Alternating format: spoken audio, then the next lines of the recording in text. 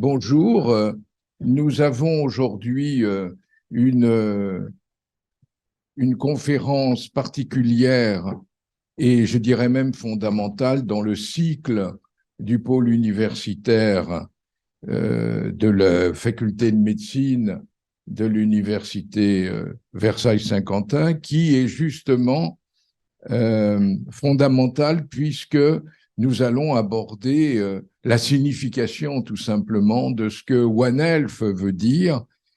Je ne voudrais surtout pas commencer, mais peut-être dire comme quoi nous avons eu la chance, grâce au président de l'Académie André Gestin et, et au professeur de Gurs de l'école vétérinaire de Maison-Alfort, d'avoir deux personnes, deux collègues, deux chercheurs qui particulièrement vont nous orienter par rapport à leur problématique PROC, qui nous permettront, n'est-ce pas, d'essayer de circonscrire un domaine. Nous en avons discuté un peu avec Renaud au début, qui apparaît peut-être complexe et qui risque de se retrouver sur certains aspects un peu corsetés et qui nécessite peut-être un peu, comment dire, de liberté. Nous allons en discuter sûrement ensuite. Donc, le premier des deux, car en fait, ce sera deux interventions qui vont se répondre l'une l'autre et il y aura des questions après, si vous le voulez bien. C'est Marc Denain, donc le premier, qui va nous présenter comment il appréhende et ses travaux et rapports autour de One Health. Tu as la parole. Je suis très honoré d'être ici à l'hôpital Foch. Et j'appartiens à l'université Paris-Saclay, donc on est proche et je crois qu'on se rapproche de plus en plus. Voilà. Euh, je suis, je suis directeur de recherche du CNRS. Je suis vétérinaire aussi. Et puis, je fais partie de l'Académie nationale de médecine aussi. Donc, j'ai une vision qui est assez intégrée de la médecine de l'animal jusque l'homme. Donc, j'ai géré avec d'autres collègues, bien sûr, mais la cellule Covid de l'Académie vétérinaire de France quand il y a eu la crise du Covid. Et donc, on a beaucoup réfléchi à cette question de Covid et pourquoi le Covid était apparu. Donc on sait que c'est apparu via les animaux. Euh, Finalement la gestion de la crise, comment il y a eu ou surtout pourquoi il n'y a pas eu autant d'interactions qu'il y aurait dû y avoir entre les vétérinaires et les médecins. Je commence avec un mauvais jeu de mots qui est le jeu de mots anthropocentré ou anthroposanté, pour dire qu'en fait on a une vision très anthropocentrique des maladies, où en fait, en général, on considère que le vrai problème, c'est quand les maladies touchent les humains. Et donc, on a le terme de zoonose, qui est le terme qui est utilisé pour parler des maladies qui se transmettent de l'animal à l'homme, aussi et de l'homme à l'animal. Et donc, quand j'étais à l'école vétérinaire, c'était une des premières choses qu'on nous apprenait, c'était qu'est-ce que c'est qu'une zoonose, quelles sont les grandes zoonoses, la tuberculose, la brucellose, etc.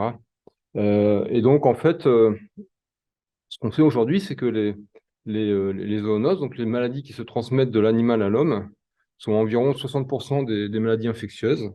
Et puis, les maladies émergentes, et vous allez voir qu'il y a beaucoup de maladies émergentes, sont en général des zoonoses. Et donc, le Covid est un triste exemple, mais il y en a beaucoup d'autres.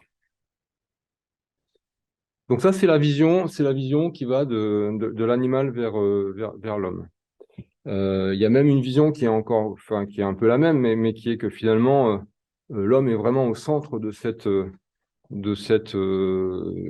cycle de pathologie, à partir donc d'animaux qui viennent euh, donc sur la gauche, en fait, ici, d'animaux de marché, hein. Donc, on pense que le Covid est apparu via ce système, via la chasse d'animaux sauvages.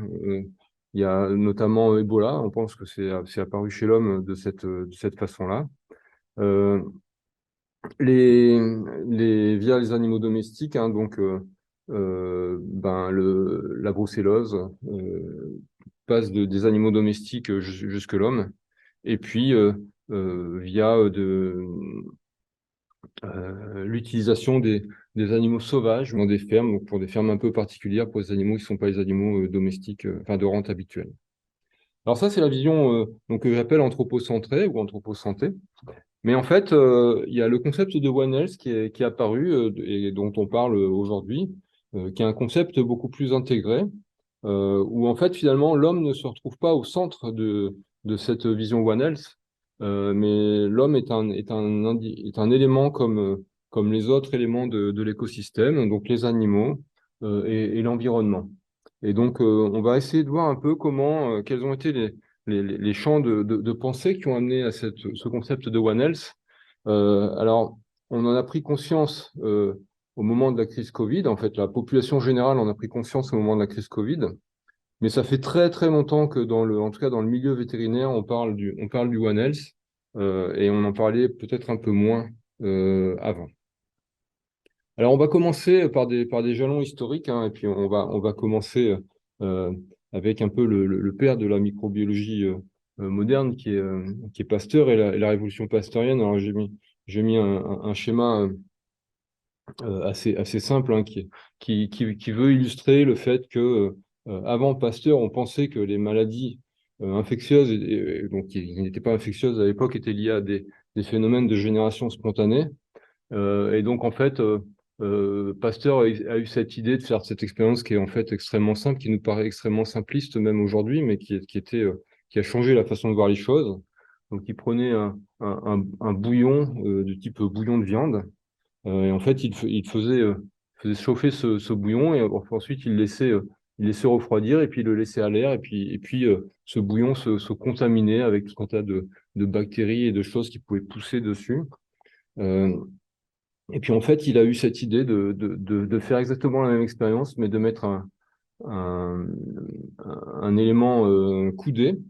Et en fait, ce que lui voyait, c'était qu'avec cet élément coudé, les bactéries ou les microbes que lui pensait être importants n'allaient pas remonter jusque dans son bécher. Et donc, en fait, il a montré il y avait pas de transformation en choses nauséabondes qui étaient liées à des contaminations. Puis ensuite, il a cassé son tube de bécher. Et puis, en fait, il a montré qu'il y avait une contamination et que, en fait, c'était l'expérience qui a montré qu'il y a eu une contamination. Alors, de là est née toute la révolution pasteurienne, le fait que, bah, finalement, il y a beaucoup de maladies qui sont liées à des bactéries, à des microbes se transmettent d'une personne à l'autre ou d'un animal à l'autre. Alors, suite à cette révolution pasteurienne, il y a eu une deuxième révolution qui est cachée là par Zoom, qui est en fait la découverte des antibiotiques, hein. Et puis, en fait, on a commencé à comprendre qu'il y avait des échanges de microbes entre les animaux, donc entre les animaux ici domestiques, la faune sauvage, les humains. Donc cet échange de microbes pouvait se faire de façon directe, pouvait se faire via des différents milieux, donc via l'environnement, et puis via des vecteurs. Et donc là est né le concept que finalement, il y avait tout un tas d'interventions qu'on pouvait mettre en place pour éviter le transfert, le passage de ces microbes entre espèces. Et donc, il y a eu, bah, donc avec l'invention des antibiotiques, des antifongiques, tout un tas de thérapies qui ont été mises en place, et puis tout un tas de modifications de mode de vie qui ont permis de réduire la diffusion des maladies. Alors ça, c'est des choses évidemment qu'on connaît tous, hein. Avant de faire une chirurgie, il faut se laver les mains, mais bon, c'est tous les éléments d'hygiène. Et en fait, il faut voir quand même que ces éléments d'hygiène, c'est les éléments qui ont changé l'espérance de vie de l'espèce humaine. Donc, c'est la grande victoire de l'espèce humaine sur la vie est liée en fait à ces découvertes.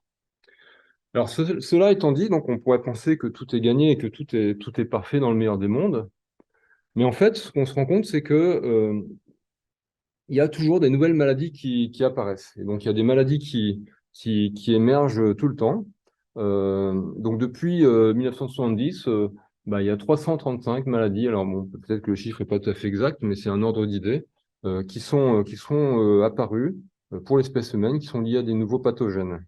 Donc en gros, ça fait à peu près une nouvelle maladie importante qui apparaît chaque année.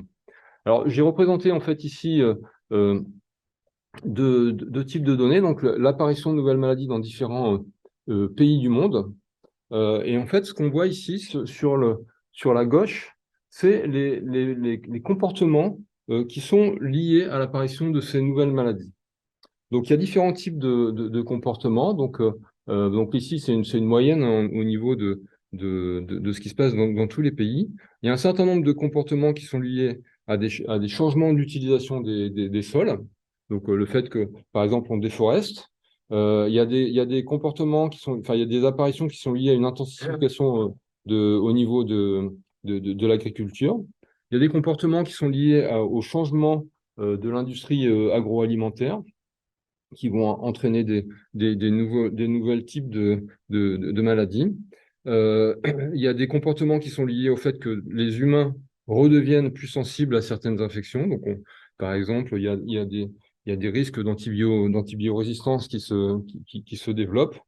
Et puis, il y a des comportements qui entraînent des maladies qui sont liées aux guerres et aux famines. Mais bon, c'est pas tellement de ça dont on parle quand on parle de One Health. Et puis, bon, il y a d'autres causes dont on ne va pas parler aujourd'hui. Alors, en fait, la diapositive suivante, elle vous montre qu'en fait, les choses ne sont pas simples. Et qu'en fait, on peut partir avec des idées un peu simples sur les choses, mais que des fois, il peut se produire des événements qui sont complètement inattendus et qui changent en fait l'apparition des maladies. Et donc, en fait, je vais vous parler d'apparition de maladies de Lyme. Il y a une augmentation en fait, de la maladie de Lyme dans certaines régions des États-Unis. Et en fait, on peut se demander pourquoi finalement il y a une augmentation de la maladie de Lyme dans certaines régions des États-Unis. Et en fait, dans une des régions des États-Unis où il y a eu une augmentation de la maladie de Lyme, il y avait ce petit animal qui vivait, qui était l'opossum de Virginie. Donc, c'est un animal fort sympathique. Et en fait, l'opossum de Virginie était un animal qui était contaminé par des tiques. Donc, il y avait ces tiques qui sont des animaux qui s'accrochaient à l'opossum de Virginie. Et en fait, ils consommaient le sang de l'opossum et en fait, ils transmettaient la maladie de Lyme. En fait, ce qui se passe, c'est que l'opossum de Virginie, en fait, il est assez efficace pour se débarrasser de ces tiques. Donc, quand il y avait une tique qui arrivait sur lui, il arrivait très rapidement à l'enlever. Et donc, en fait, la tique se retrouvait par terre et elle mourait de sa belle mort. Ce qui fait qu'en fait, finalement, les tiques qu'on retrouvait sur les opossums de Virginie étaient très peu contaminantes. Donc, en fait, quand elles sortaient de l'opossum de Virginie, même si elles piquaient un humain, elles ne transmettaient pas beaucoup la maladie de Lyme. Seulement, en fait, ce qui s'est passé, c'est que dans cette région, donc en fait, c'est en Virginie, il y a eu des phénomènes de réchauffement climatique, des phénomènes de changement de l'environnement local, et l'opossum de Virginie a eu tendance à disparaître. Et donc, en fait, l'animal était plus présent, et donc les tiques qui cherchaient quand même à manger, elles ont continué d'essayer de se nourrir. Et en fait, comme elles avaient plus à manger sur l'opossum de Virginie, elles se sont déplacées sur un autre animal, qui était en plus un animal qui est apparu de façon beaucoup plus importante parce qu'en fait, il faisait plus chaud. Donc, c'était un animal qui vivait un peu plus au sud, et en fait, il est remonté. Et en fait, c'était la souris à pied blanc. Et la souris à pied blanc, en fait, contrairement à l'opossum de Virginie, elle n'est pas tellement capable de se débarrasser de la tique. Donc, quand elle a une tique sur elle, la tique a le temps de prendre ce repas aussi longtemps qu'elle veut. Et finalement, les tiques qui vivent sur les souris, à pied blanc, eh ben, en fait, ce sont des tiques qui sont très contaminantes parce qu'en fait, elles sont ultra chargées de, du vecteur de la maladie de Lyme. Et donc, en fait, on s'est retrouvé avec des tiques très, très contaminantes. Et donc, finalement, les tiques qui passaient par cette petite souris, quand elles se mettaient sur un humain, elles transmettaient la pathologie de façon majeure. Alors, la morale, en fait, de cette histoire, c'est que, en fait, de se dire, il y a un réchauffement climatique et il y a des changements de l'environnement local qui vont faire que l'opossum va disparaître, la petite souris va apparaître et en fait, il va y avoir une augmentation de quantité de maladies de Lyme qui va toucher les humains et qui va tuer ou entraîner des pathologies très graves chez les humains. C'est un chemin qui est difficile à prédire et à prévoir avec juste l'intellect d'une personne. Donc, il peut se passer un tas de phénomènes qu'on a du mal en fait à prévoir et à anticiper, qui vont augmenter l'apparition des pathologies. Alors, donc ça, c'était un exemple qui était un exemple un peu historique, hein, de cette augmentation de quantité de maladie de Lyme. Et là, en fait, on voit bien aussi l'exemple qui est très connu maintenant, qui est l'exemple de la contamination par le Covid ou la Covid, et qui est en fait un exemple aussi qui montre bien les changements de mode de vie des humains.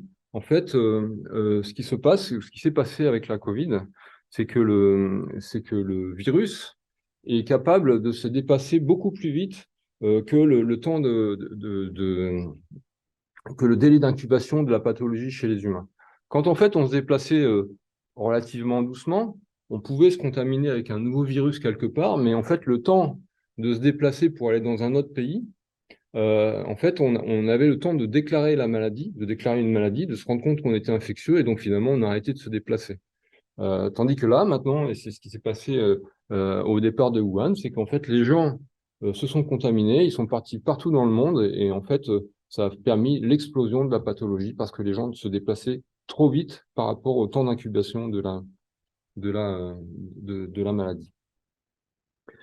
Alors, voilà des exemples un peu qui montrent qu'il y a des relations très complexes entre l'environnement, les modes de vie, les microbes qui se déplacent, et puis l'apparition de pathologies. Et donc, en fait, autour de cet environnement complexe, est apparu le concept de One Health. Alors, j'ai fait un petit historique des principaux jalons qui sont apparus au moment des différentes discussions qui ont amené vers le concept de One Health. Alors, le concept de One Health, il est apparu en fait en 1984. C'est la première fois qu'on parle de One Health dans la littérature. Et c'est un article qui a été publié dans un livre qui parlait de médecine vétérinaire et de santé humaine. Et en fait, c'était un livre qui utilisait le One Health plutôt au sens de médecine comparée. C'est-à-dire, en gros, les pathologies chez les animaux sont les mêmes que les pathologies chez l'homme. Et en fait, on peut comparer les maladies. Donc, on peut comparer une tuberculose chez la vache et une tuberculose chez l'humain. Donc, c'était un peu la base de l'idée de One Health. Mais en fait, donc, le côté médecine comparée, c'est plus ce dont on parle quand on parle de One Health aujourd'hui. Et en fait, aujourd'hui, quand on parle de One Health, on s'appuie sur un constat qui a été créé pour la première fois par la Société de conservation des espèces sauvages en 2004. Et c'est ce qu'on appelle les 12 concepts de Manhattan. Donc, c'est vraiment une étape qui est très, très importante. Et en fait, c'est eux hein, qui ont posé, donc je vous ai mis le lien hein, qui vous permet d'aller voir les principes de Manhattan. En gros, ce qui est expliqué dans les principes de Manhattan, c'est que il y a un lien entre la santé des animaux et des humains, donc les animaux qui sont domestiques ou sauvages. Il y a une relation assez claire entre l'utilisation des terres et de l'eau et la santé humaine. Il est important, et l'épidémie de Covid le montre bien, d'inclure la science de la santé de la faune, donc la faune sauvage, comme élément essentiel de prévention mondiale des maladies. Alors, quand on est en Europe, quand on est en France, c'est un concept qui est un peu difficile à appréhender parce que la faune sauvage, ça nous paraît un peu loin. Mais en fait, il faut se rendre compte que la proximité avec la faune sauvage, c'est quelque chose qui est très important dans beaucoup de pays dans le monde, donc en Afrique, en Asie, voilà, entre autres. Donc, ce qui est dit aussi dans les principes de Manhattan, c'est qu'il faut réduire le commerce international des animaux sauvages, vivants, et donc et des animaux de brousse, hein, de la viande de brousse. Donc c'est aussi une pratique qui peut nous paraître un peu étonnante vue de France, mais qui est une pratique qui est très très importante dans beaucoup de pays. Donc, il faut former la collaboration entre les gouvernements et les populations locales. Donc, en fait, c'est important aussi, c'est important dans de faire ça dans tous les pays du monde et pas seulement en France. Donc, il faut fournir des réseaux mondiaux de surveillance de la santé de la faune et des animaux et des systèmes d'alerte qui soient précoces. Et on voit vraiment que tout ça, hein, donc ça date de 2004, c'est vraiment tout ce qui a manqué au moment de la crise Covid.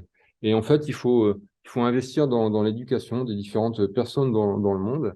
Et encore une fois, on a une vision peut-être d'un pays où la population est relativement éduquée, mais c'est pas forcément le cas de tous les pays du monde. Alors en fait, comment est-ce que donc ça c'est un peu c'est la prise de conscience du One Health, c'est des concepts de One Health, mais en fait derrière ça, bon des concepts c'est toujours bien, c'est la grande théorie, mais comment est-ce que ces choses se mettent en œuvre d'un point de vue opérationnel? Et en fait, là il faut qu'on essaye de penser au niveau opérationnel et au niveau global. Et donc, il y a trois structures qui gèrent ça au niveau international. Il y a la Food and Agriculture Organization, la FAO, la World Organization for Animal Health, donc c'est l'OIE, donc l'OIE qui est géré par la France. Hein, donc c'est l'organisme mondial qui gère la santé animale. Et puis la World Health Organization, donc c'est l'OMS, le WHO en anglais. Donc trois directions opérationnelles, hein, donc qui gèrent l'agriculture, les aliments, les animaux et les humains. Et donc en fait, ce qui est important, et je vais y revenir un petit peu après, c'est qu'en fait, bah, finalement, il faut lutter de façon très importante contre les maladies émergentes, donc avec des systèmes de type épidémiosurveillance, donc surveiller l'apparition des nouvelles maladies. Donc au niveau local, national et international. Donc ça, c'est le premier point opérationnel. Le deuxième point, qui est un point qui va être majeur dans les années à venir, et en fait, on ne prend pas assez conscience de ça, c'est de lutter contre la résistance aux antibiotiques et aux anti-infectieux, qui va être un problème majeur dans les années à venir. Donc, il y a 60 000 tonnes d'antibiotiques qui sont utilisées par an, la moitié à peu près en médecine humaine, et l'autre moitié en médecine animale. En médecine animale, les antibiotiques sont pas forcément utilisés pour traiter les animaux malades. C'est important de garder ça en tête, mais c'est aussi utilisé comme facteur de croissance. En gros, on réduit la quantité de bactéries qui mangent à la place de l'animal à l'intérieur de son organisme, et comme ça, les animaux grossissent un peu plus vite. Alors, c'est plus autorisé en Europe, mais c'est encore autorisé dans beaucoup de pays du monde. Et en fait, aujourd'hui, l'antibiorésistance, c'est 700 000 décès par an, mais on anticipe 10 millions de décès par an dans le monde, donc des changements en fait majeurs en termes de mode de pensée, de la résistance aux antibiotiques, de la gravité que ça va avoir. Donc il y a des systèmes qui sont mis en place. Donc là, on revient sur des discussions de type international, des systèmes d'évaluation, de surveillance, d'apparition d'antibiorésistance au niveau mondial. Et puis, troisième élément important pour une mise en œuvre opérationnelle, c'est de gérer les perturbations environnementales. Et donc, ces perturbations, ce sont le réchauffement climatique et la déforestation dont on entend beaucoup parler actuellement. Alors, cette direction opérationnelle, bon, pendant assez longtemps, ça a été ce qu'on dit en anglais du wishful thinking, donc des vœux pieux. Et puis, en fait, il y a eu un énorme changement ces 2 dernières années, enfin, cette dernière année surtout, euh, dans la mise en œuvre du concept de One Health, dans la mise en œuvre pratique. Et en fait, ces grands changements, on les doit à un Français qui est Jean-Luc Angot, qui travaille au ministère de l'Agriculture français et qui en fait a lancé le programme qui s'appelle le programme Présode, qui est en fait un programme international de lutte contre les problèmes liés au One Health. Alors, il avait déjà en 2020 écrit dans un article qui est publié dans le bulletin de l'Académie vétérinaire de France, hein, donc c'est pas le journal avec le plus haut impact facteur au monde, hein, bien sûr, mais en fait il avait déjà écrit le concept de One Health et de Présode, et ensuite donc bon, Jean-Luc Angot, ce qu'il faut se rendre compte, c'est un haut fonctionnaire, hein, quelqu'un qui est extrêmement déjà avec un niveau d'intelligence qui est hors du commun, et qui est en fait qui est proche en fait des personnes qui vont prendre des décisions politiques fortes pour les faire changer les choses au niveau mondial. Et donc en fait il a participé de façon majeure à la mise en place de Présode, et donc il a eu la gentillesse de me prêter quelques diapositives que je vais vous présenter sur le concept de Présode. Alors Présode, c'est l'action majeure aujourd'hui dans le monde pour lutter contre les problèmes de santé humaine liés au One Health. Alors, qu'est-ce que c'est que ce Présode? Ah, tiens, c'est quelque chose qui se présente pas très bien, mais ça, c'est pas très grave.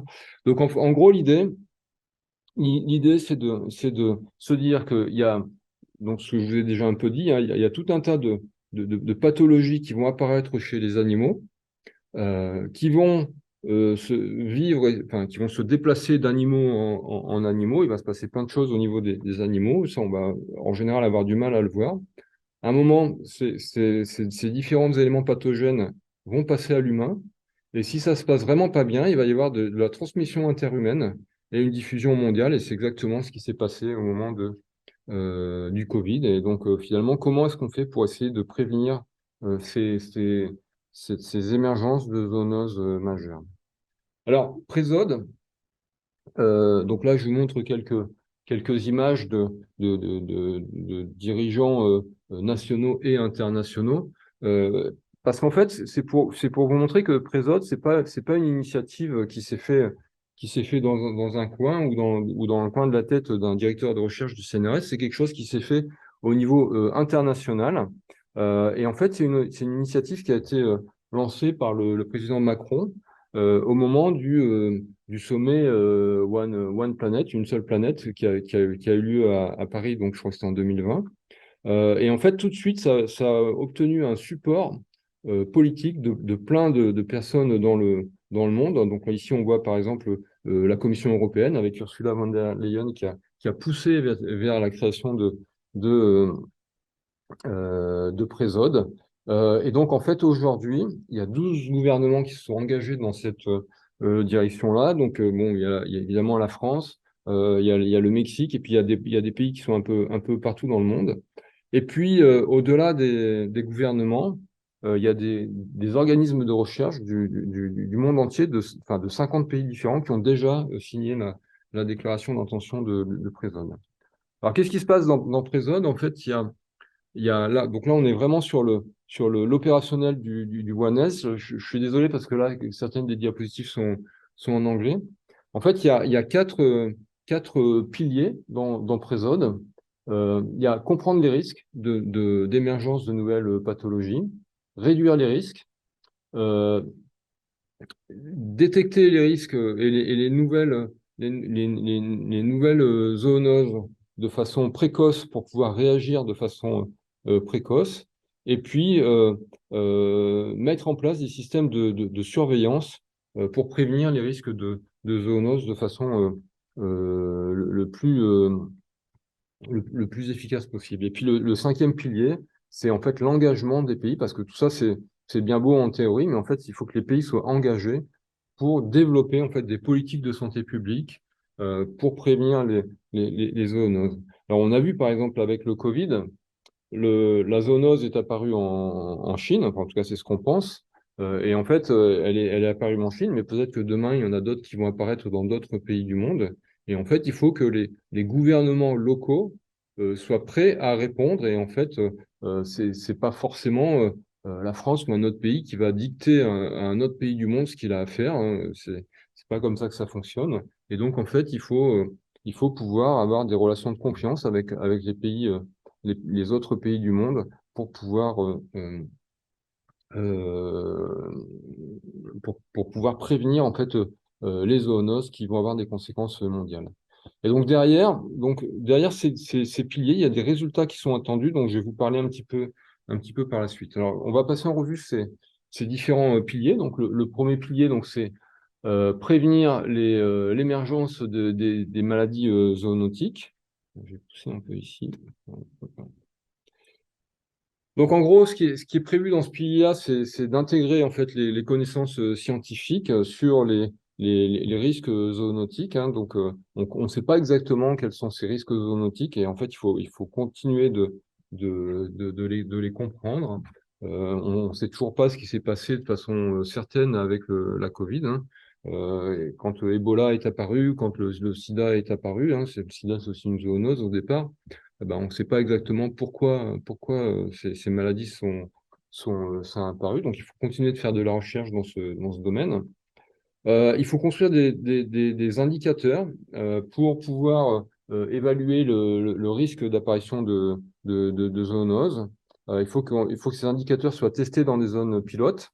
Donc, c'est pas forcément dans l'hôpital Foch, dans une zone qui est très, comment dire, favorisée en termes de santé globale, de santé publique, qu'on va tester forcément l'apparition des zoonoses. C'est dans des zones où il y a une promiscuité entre les animaux sauvages, les humains qui vivent dans des conditions qui ne sont pas forcément complètement pastoriennes au terme de, de nettoyage de mains, etc. Donc il faut tester ça. Il faut qu'il y ait des systèmes de report en fait de l'information qui soient transparents. Donc parce que évidemment un pays où il y a une zoonose qui apparaît, il n'a pas forcément envie de le dire à tout le monde. Et donc il faut qu'il y ait de l'information qui circule beaucoup. Donc ça c'est le premier pilier. Le deuxième pilier, c'est que essayer de réduire le risque des émergences. Donc, il faut préparer des stratégies de prévention. Donc, construire ces stratégies dans des zones pilotes. Donc, on revient sur le concept de zone pilote. Il faut construire des plateformes et des mécanismes financiers qui vont permettre en fait à ces zones pilotes d'exercer. Et puis, évaluer l'impact des risques et de l'émergence de pathologies. Donc ça, c'est le deuxième pilier. Donc le troisième pilier, c'est de faire des détections assez précoces et des risques en fait en termes sociaux, enfin des évaluations socio-économiques. Donc finalement, comprendre quel est le rôle et la responsabilité de chaque personne, chaque intervenant, chaque pays, en fait, dans l'apparition des zoonoses, développer des systèmes de surveillance de santé, de risque de zoonoses et de santé publique. Donc, d'un point de vue pratique, en fait, mettre en place un système de collection de données sur l'apparition des maladies et que ces apparitions puissent être transmises de façon extrêmement rapide. Et donc, en fait, en faisant tout ça, on pense, donc on revient un peu à ce que j'ai dit aussi avant, qu'on va pouvoir mieux comprendre l'apparition de nouvelles maladies et les risques associés. Le quatrième élément, en fait, c'est construire en fait des systèmes d'information globaux. Donc, en fait, encore une fois, c'est pas quelque chose qui se réfléchit que au niveau de la France, mais qui doit se réfléchir au niveau du monde entier. Et donc, en fait, ça veut dire qu'il faut pouvoir diffuser au monde entier des systèmes d'évaluation des risques et de transfert d'informations d'un pays vers l'autre. Donc, il faut qu'il y ait de la transparence hein, sur les règles, enfin, qu'il y ait de la transparence et des règles de partage de données. Et voilà. Et puis, donc, le dernier élément, en fait, c'est que c'est important d'accompagner tous les pays du monde vers la formation des gens et notamment la formation des formateurs, ceux qui vont être capables de participer à l'explication, en fait, à la population des risques d'apparition de zoonoses et puis de porter un peu l'importance en fait de ce concept de tous ces concepts qui sont développés dans Prison.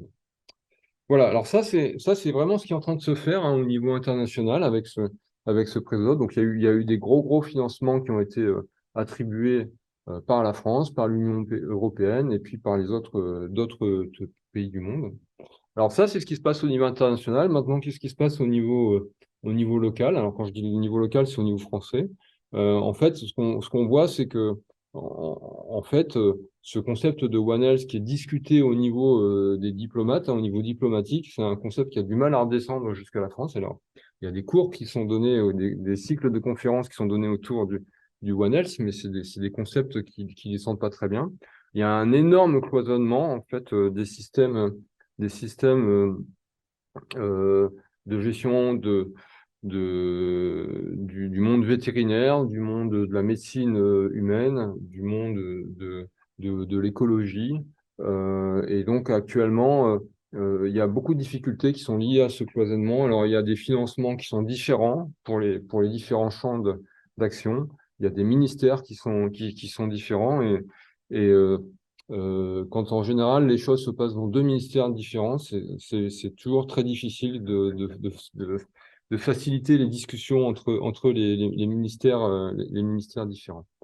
Euh, donc au niveau de l'Académie de médecine, par exemple, on avait émis un avis hein, qui est montré ici sur ces difficultés en fait liées au cloisonnement. Et donc jusque-là, il y avait peu d'enseignement du concept de One Health, et donc c'est des choses qui sont en train de changer. Et en fait, c'est important que ça change pas seulement au niveau, voilà, pas seulement au niveau des vétérinaires, parce que les vétérinaires, ils en parlent depuis longtemps, mais il faut que ça percole en fait dans le monde de la médecine humaine.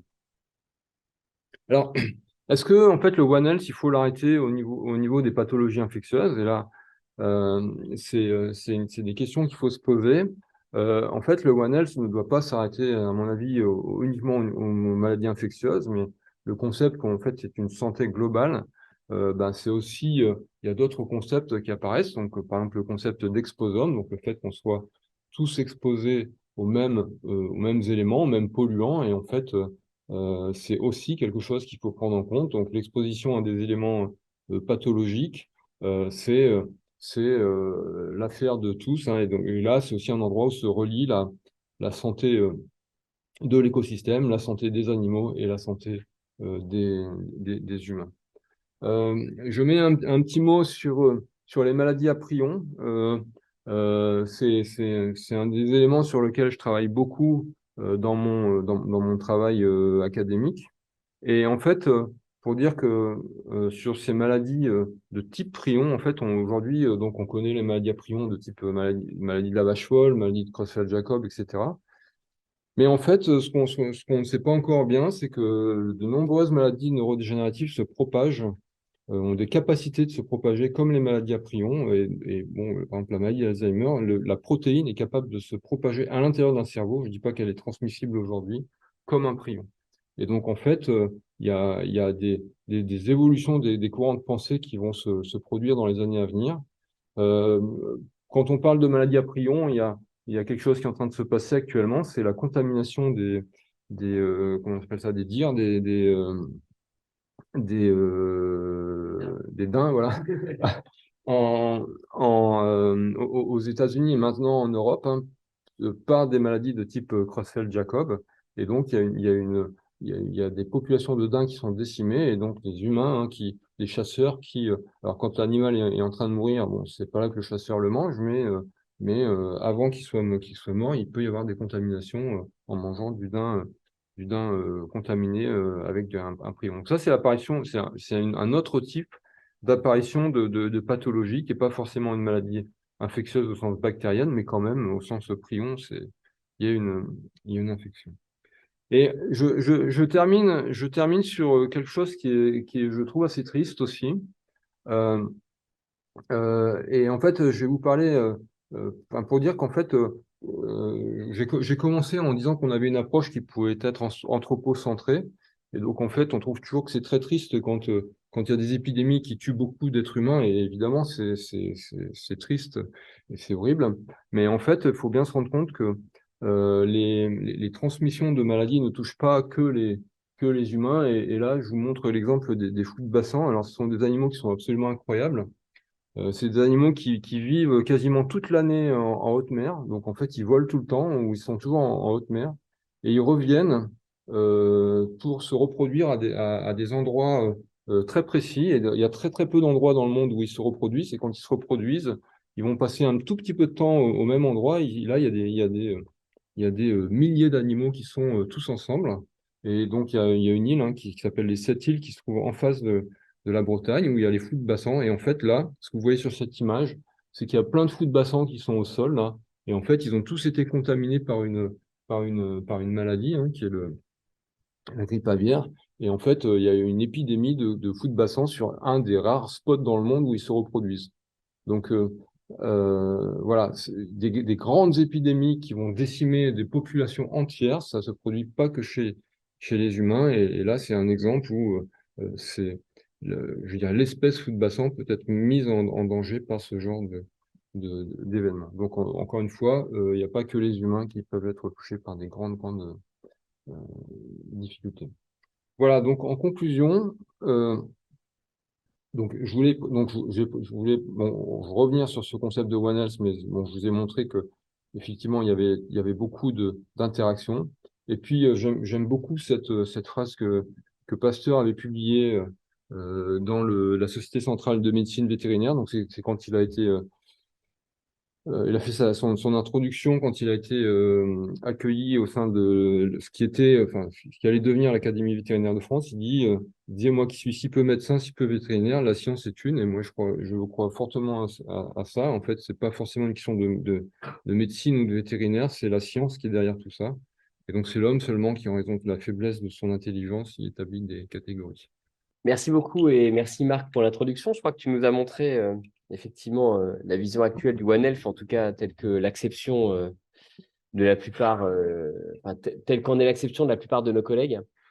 Euh, Moi, je vais essayer de développer l'idée qui est pas forcément, enfin à laquelle je souscris en bonne partie, mais qui est pas forcément complètement juste, que c'est un peu un rendez-vous manqué malgré tout, parce que finalement, derrière cette notion de One Health, il y a deux choses différentes. Il y a finalement les zoonoses, et tu l'as bien montré, hein, il y a un enjeu absolument considérable, aborder la question des zoonoses de façon différente, qui représente une bonne partie de la présentation que tu as effectuée. Et l'enjeu mondial, il est énorme sur le sujet, évidemment, dans l'interaction environnementale. Et c'est une vision qui, qu'on le veuille ou non, reste anthropocentrée, parce que dans le One Health, il y a toujours un petit bonhomme au milieu. Donc, de toute façon, c'est anthropocentré. Et je crois que finalement, cette définition aujourd'hui, pour nous vétérinaires, c'est une bataille qu'on a perdue. Les médecins l'ont récupérée. Ils ont récupéré le One Health en laissant l'homme au milieu. Donc, je crois qu'il faut qu'on remette quelque chose d'autre au cœur. Et je crois que cette terminologie, finalement, elle nous dépasse un peu. Et elle répond plus, elle est plus capable de répondre, en tout cas, c'est ce que je vais essayer de développer, à ce besoin qui existe néanmoins de décloisonnement des savoirs, d'interdisciplinarité. Donc, finalement, on met des choses un petit peu différentes derrière ce One Health. Cette notion d'aborder les questions différentes pour répondre à des enjeux sociétaux considérables, notamment autour des zoonoses, mais pour y en avoir d'autres. Et l'idée que pour y répondre, il faudrait qu'on ait une approche différente de nos pratiques de recherche, une approche différente de nos formations. Et je crois que ces deux injonctions, aujourd'hui, elles sont en partie contradictoires. Je vais d'abord définir quelques conflits d'intérêts. La position que j'exprime est une position, un parti virtuel qui est potentiellement la mienne et même pas entièrement. Ça n'est pas celle de l'établissement que je représente, qui est l'école vétérinaire d'une part. J'ai des conflits par ailleurs d'autres, nature industrielle ou autre, mais que je crois penser qu'aujourd'hui, ils n'enflueront pas mon propos. J'avais une question un peu, alors on n'est pas très nombreux, mais c'était une question que j'avais envie de poser parce qu'on peut se dire, mais nous, est-ce qu'on est légitime pour savoir ce que c'est que le concept One Health? Je ne sais pas si moi je suis légitime pour savoir ce que c'est que le concept One Health. La preuve en est que toi, tu es partiellement infectiologue, un petit peu. Moi, je ne suis pas du tout infectiologue. Et finalement, est-ce qu'on peut s'exprimer au nom du concept One Health? On travaille d'ailleurs, y compris dans les sujets qui ne sont pas du tout dans le champ de l'infectiologie. Je prends l'exemple d'une intervention sur France Culture de Marc sur l'Alzheimer, qui n'est pas du tout. Marc, il est vétérinaire, directeur de recherche CNRS, dans un centre de primatologie. Il parle de l'Alzheimer. Est-ce que c'est du One Health? Moi, je ne sais pas. Il y a des gens qui vont nous dire, bah oui, dès lors qu'on met des médecins et des vétérinaires, c'est du One Health. Je ne sais pas si ça en est ou si ça n'en est pas. Moi, j'ai une équipe INSERM. J'ai dans mon équipe principalement des réanimateurs humains. Ça m'a amené à développer un certain nombre de travaux qui fait que je suis aujourd'hui, dans une partie de mon temps, directeur médical d'une medtech qui développe un dispositif humain. Est-ce que je fais du One Health? Non, je ne sais pas, parce que ce que j'essaye de faire, c'est développer un dispositif à destination de l'homme. Mais est-ce que d'être vétérinaire ne m'a pas apporté les choses pour le faire? Je suis pourtant convaincu que si. Donc, je n'arrive pas à savoir si finalement ça, c'est du One Health ou pas. Et pourtant, on a effectivement un certain nombre d'approches qui croisent des cercles avec des axes divers et variés et qui nous expliquent ce que c'est que le One Health, avec bien souvent un très gros tropisme autour de l'infectiologie. Et puis, des choses un peu satellites. Il y a l'environnement. On n'est jamais très à l'aise avec l'environnement. On le met un petit peu à côté. On sent bien qu'il y a un truc à faire sur l'exposome. On sent bien que c'est en train de devenir un enjeu qui nous dépasse, qu'on n'est pas capable d'apprécier sur les enjeux sanitaires. Et on sent bien que dans nos cursus, c'est inexistant. Nous, dans notre cursus vétérinaire, quel est le temps qu'on passe à sensibiliser nos étudiants au challenge que sera la pratique dans 30 ans, à la transition climatique? Dégager 2 heures de temps, c'est compliqué. Dans les études médicales aujourd'hui, quel temps on passe à expliquer que la pratique va changer, qu'il y a la problématique des réfugiés climatiques? Enfin, est-ce qu'on passe beaucoup de temps à expliquer ça? Je ne suis pas complètement certain, parce qu'enlever 2 heures à un neurochirurgien, c'est compliqué. Donc, est-ce que vraiment on prépare nos étudiants à ça demain? Je n'ai rien contre les neurochirurgiens. J'ai pris l'exemple d'une spécialité extrêmement spécialisée, mais ce n'est pas le propos. Et alors, par ailleurs, on s'oriente peut-être pas vers là, et probablement plutôt qu'on a régressé sur le One Health. C'est très probable. Il est extrêmement probable que au 19e siècle, le jeudi après-midi à l'Académie des sciences, quand Pasteur rencontrait les médecins et des vétérinaires, qu'il y avait des débats autour du charbon pour savoir si un poulet pouvait avoir le charbon, qu'ils étaient en train de s'engueuler entre vétérinaires, médecins, etc. Qu'un jour, Pasteur débarque avec une poule à qui il a mis du charbon dans de la glace pour démontrer que ça vaut être une poule, comme il a diminué sa température, elle est capable de développer le charbon, ça prouve bien que c'est une zoonose, ça prouve bien. Tout ça, c'est du One Health, c'est des anecdotes qui font que le One Health, ça se passe tout simplement dans un amphithéâtre où les penseurs sont un jeudi après-midi et partagent finalement ce savoir dans les derniers temps peut-être, ou dans certaines disciplines, au moins en infectiologie, on pouvait partager une bonne partie du savoir, ce qui est aujourd'hui difficile. Probablement que quand Claude Bernard fait la médecine expérimentale, il travaille sur les animaux, c'est probablement déjà du One Health. Quand, en sens inverse, Auguste Chauveau fait l'un des premiers cathétérismes cardiaques sur des chevaux, ça a des impacts dans la compréhension de la mécanique ventriculaire gauche qui probablement font que peut-être qu'effectivement c'est un décloisonnement. Donc, je ne suis pas sûr qu'à l'époque, il se posait la question de se savoir ce que c'était que le One Health. Hein, je ne suis pas tellement sûr de ça. Et finalement, c'est quelque chose qui vient beaucoup de nous, les vétérinaires, parce qu'à un moment donné, on s'est senti mal reconnus. On s'est dit, ouais, ils nous oublient les médecins, puis nous, on n'a pas assez de moyens, on est toujours oublié de tout. Donc, on a fait un peu les caliméros. Alors, on a un peu utilisé le One Health. Et avant le Covid, on nous disait ça, les médecins nous disaient, mais le One Health, ça, c'est la médecine des vétos. On avait un petit peu l'impression que c'était notre truc à nous, qu'on nous laissait, et que c'était un petit peu un moyen d'affirmer notre identité. D'ailleurs, lorsqu'on fête les 250 ans de l'École nationale vétérinaire de Lyon, que l'année vétérinaire mondiale a lieu, en grande pompe, lancée à Versailles, par l'Organisation mondiale de la santé et l'Organisation mondiale de la santé animale. Puis nous, en 2016, à l'école d'Alfort, 5 ans plus tard, les 250 ans de l'école d'Alfort, bien sûr, on dit on fait du One Health, c'est très important. On a été créé au XVIIIe siècle pour lutter contre les grandes épidémies à l'époque de peste bovine, parce qu'on avait besoin des bovins, non pas pour les manger, mais tout simplement comme animal de trait, parce que sinon on n'avait plus de céréales. Donc, lorsque les écoles vétérinaires sont créées, bien sûr, c'est dans un état d'esprit qui est un état d'esprit de prise en charge des zoonoses. Et donc, finalement, j'ai un peu l'impression qu'au fur et à mesure du temps, on a régressé. Et là, aujourd'hui, on a une réémergence complète du One Health. Dans une lecture qui est extrêmement orientée, qui est finalement aujourd'hui une lecture politique que je trouve positive, parce qu'elle fait prendre conscience d'un certain nombre de choses aux concitoyens, mais qui n'est probablement pas l'intention que nous avions lorsque nous voulions développer le One Health. Donc j'ai l'impression que l'intention que nous avions n'est plus celle-ci, et qu'aujourd'hui le One Health, c'est un concept qui est récupéré pour désigner autre chose, qui est nécessaire, mais qui n'est peut-être pas ce que nous voulons porter. Je prends l'exemple d'un colloque qui avait lieu la semaine dernière, pas très loin d'ici, au campus Paris Santé, pas loin de Ballard. Donc, c'est la journée nationale d'accélération organisée par le SGPI. Donc, Matignon, secrétaire général pour l'investissement, les grands appels à projets sont divulgués. Maladies infectieuses émergentes et menaces NRBC. Là, on a parlé de One Health toute la journée. DGAL, DGER, DGRI, DGCIP, tout le monde était là, que des directeurs généraux, et tout le monde parle de One Health.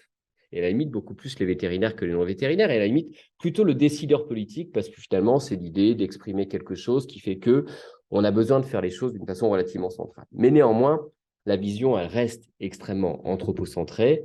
L'objectif du décideur politique, et il a bien raison, c'est d'avoir des outils qui vont l'aider à prendre les bonnes décisions pour gérer les grandes maladies, les épizooties, les épidémies, et au bilan, c'est un petit peu ça dont il s'agit d'une façon générale. Et quand on regarde finalement la communication autour du One Health, c'est beaucoup autour de ces axes-là qu'on va interagir. Chacun en fait un petit peu, mais ça tournera beaucoup autour de ces éléments-là. Quand on regarde ce qui se fait en enseignement, au-delà de l'enseignement One Health, il y a des masters One Health qui existent depuis longtemps. Le master One Health, par exemple, de l'Université de Tours, qui existe depuis longtemps, c'est un One Health d'infectiologie comparée. On étudie à la fois, et c'est un excellent master, et c'est super de partager l'étude des agents infectieux humains et animaux, c'est absolument nécessaire, mais finalement, on pourrait appeler ça autrement. Ce serait probablement quelque chose d'identique, et c'est la définition du One Health d'avant. Quand on regarde les appels d'offres qui partent du One Health, ils sont très orientés. Et en gros, c'est l'infectiologie. Le DIM One Health en Ile-de-France, c'est un DIM qui fait de l'infectiologie humaine et animale. Mais si on propose un projet ne serait-ce qu'environnemental, ce n'est pas quelque chose qui sera reçu parce que la constitution même du consortium et le projet lui-même, il tourne autour d'une problématique infectiologique. Le JP One Health, qui est porté par l'ANSES, c'est bien sûr un projet d'infectiologie. À l'étranger, c'est pareil. L'ANR, lorsqu'elle définit et lorsqu'elle utilise le mot One Health, c'est dans le thème 8.3, maladies infectieuses et environnement. Donc, de toute façon, on a beau tourner autour du truc, le One Health, c'est de l'environnement. C'est de l'infectiologie.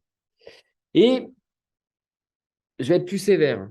C'est de l'infectiologie, mais tu nous as parlé de Présode. On prend le grand objet, France 2030, on se dit c'est indispensable de faire quelque chose pour l'infectiologie qui avait été délaissé depuis le sida. C'était indispensable. Donc évidemment, la Covid fait qu'on met le paquet sur la problématique de l'infectiologie.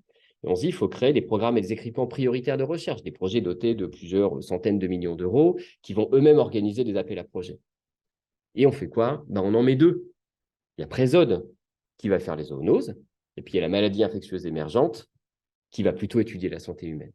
Et donc finalement, One Health, mais deux PEPR, parce qu'à un moment donné, il est absolument indispensable pour des raisons organisationnelles de gérer un enjeu qui va être très spécifique autour des maladies animales. Ça sera Présode, avec un portage INRAE, IRD et CIRAD, et puis un portage à NRSMIE, parce que le sida, la Covid, finalement, c'est un peu différent, et les objets ne sont pas exactement les mêmes. Donc, au sein même d'un objet qui est la conséquence même directe du Covid, on a du mal à réunir autour de ça.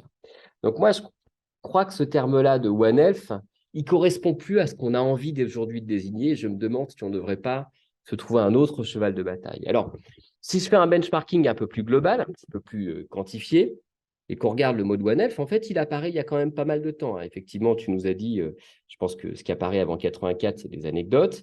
Là, on voit effectivement une émergence progressive. Il apparaît avant le Covid. On a une croissance qui explose au moment du Covid, mais depuis les années 2011, les vétos commençaient à utiliser le One Health. Donc, on voit bien que ça explose avec la Covid en 2020. Mais le mot de One Health, si on regarde le nombre de citations dans les journaux, est un terme qui est largement utilisé. On a 7000 articles qui explosent depuis une dizaine d'années. Lorsqu'on regarde à quoi correspondent ces articles, c'est pour 1500 de la médecine occupationnelle, qui est en lien finalement avec les agents infectieux. Ensuite, quand je prends infectious disease, microbiologie, vous voyez, j'en ai quand même un certain nombre, et pour 1400, les sciences vétérinaires. OK, on peut se dire c'est assez logique. Si je regarde un peu plus dans le détail, dans quoi c'est publié? C'est publié dans un journal qui s'appelle One Health, qui est un journal qui prend beaucoup d'articles dans le monde vétérinaire. Frontiers in Vet Science, Antibiotics, Vet Record, EcoHealth, Revue des épizooties, PLOS ONE, Frontiers in Public Health, Microbial, Animals, Pathogens. Enfin, vous voyez. On est dans quelque chose qui est soit vétérinaire, soit purement infectiologique. Et quand on est dans l'infectiologie, on n'est pas dans Lancet Infectious Disease. On est dans des journaux bien particuliers. Je vais plus loin, je décline ce que les grands journaux, on est ici dans une composante médicale, qu'est-ce que les grands journaux publient sur le One Health? On est passé par le Covid. Moi, je quantifie sur la période les 10 dernières années, en gros, un article dans le JAMA, 12 dans le Lancet, qui est celui qui le fait apparaître le plus le mot One Health, 6 dans Nature, 1 dans NatureCom, 2 dans Nature Medicine, 1 dans New England et 3 dans Science. À un moment donné où ils ont passé chacun des dizaines d'articles par an sur le Covid. Ça ruisselait d'articles sur le Covid, le mot-clé n'apparaît pas. Donc, ça n'est pas un mot qui est approprié par les acteurs leaders du domaine. C'est surprenant. Quand même un petit peu plus dans Lancet Infectious Disease, il y en a 5, 15, j'étais un peu sévère. Lancet Planetary Health 13 et Nature Microbial 7. Mais finalement, lorsque ça apparaît, là encore, quand bien même la définition par le comité scientifique du One Health qui s'approprie le mot, bon, au bilan, ça n'est que de l'infectiologie, sur de la zoonose. Donc la définition au plus haut niveau du One Health, elle est déjà faite. Et le Covid est passé devant nous. Ils ont déjà organisé une structuration qui fait que, est-ce qu'il faut encore se demander ce que c'est? Je ne sais pas, étant donné que l'acception est imposée par un système qui s'est organisé comme tel, et c'est bien logique par rapport à des impératifs qui étaient parfaitement naturels. En revanche, au même moment, le même mois, il y a un article dans Nature qui dit qu'il faut à tout prix qu'on étudie les chiens parce que c'est des modèles de maladies humaines, notamment en cancérologie, etc. Le mot One Health n'apparaît pas. Ce mot-là n'existe pas dans ce système social. Donc, ça signifie que le plus haut niveau potentiellement en génétique, en cancérologie, etc., n'utilisera pas volonté cette terminologie. Donc, est-ce que c'est le bon terme? Je ne sais pas.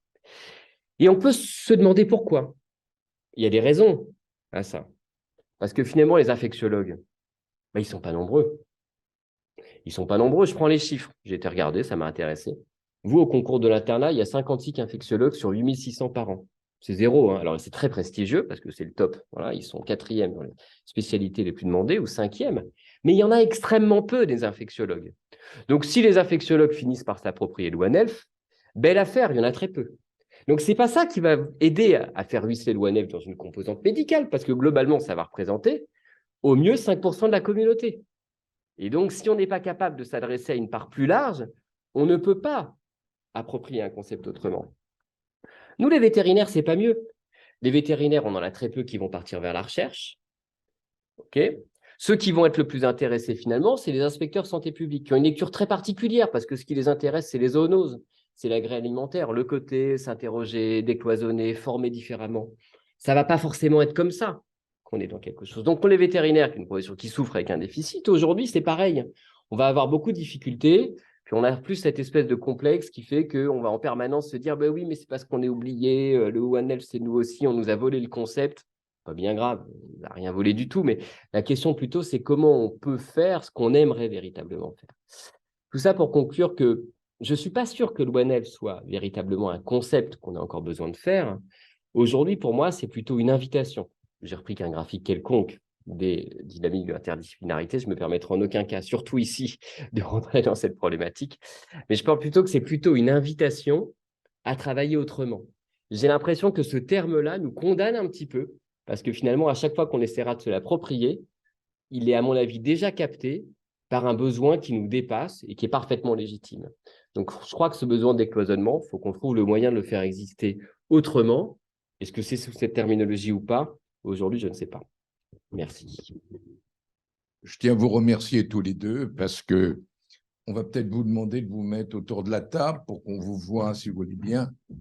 Je tiens à vous remercier parce que on peut dire que les premières conférences nous ont permis en quelque sorte de détailler l'objet de notre pôle universitaire qui, je le rappelle, je le disais dans l'introduction, aborde à la fois l'interaction entre la médecine humaine, la médecine vétérinaire et ce qu'on peut appeler l'environnement, mais on va y revenir. Et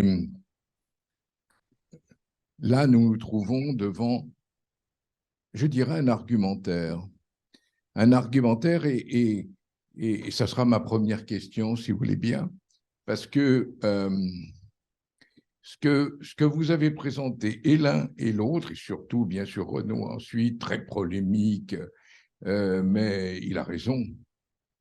Est-ce qu'on n'est pas revenu vers les années 80, où à Ottawa, les scientifiques se retrouvent et font une déclaration, et la déclaration étant le partage des savoirs. Ce mot partage m'apparaît très important parce qu'il demande constamment faire ce qui a été fait, c'est-à-dire premièrement montrer avec un esprit d'ouverture ce que ce devrait être, et ensuite, nous l'avons vu, ce que ce n'est pas, et quels sont en définitive les contenus. Paul Ricoeur, je me plais à le répéter tout le temps parce que C'est dans Métaphore vive, Paul Ricoeur, je parlais tout à l'heure avec Renaud, dit un mot, c'est un monde. Et c'est vrai qu'un mot, c'est une représentation, d'autant plus différent de la personne qui va le prononcer, de l'éducation que cette personne peut avoir, des présupposés que cette personne a par rapport au vivant, par rapport à, pourquoi pas, la planète même.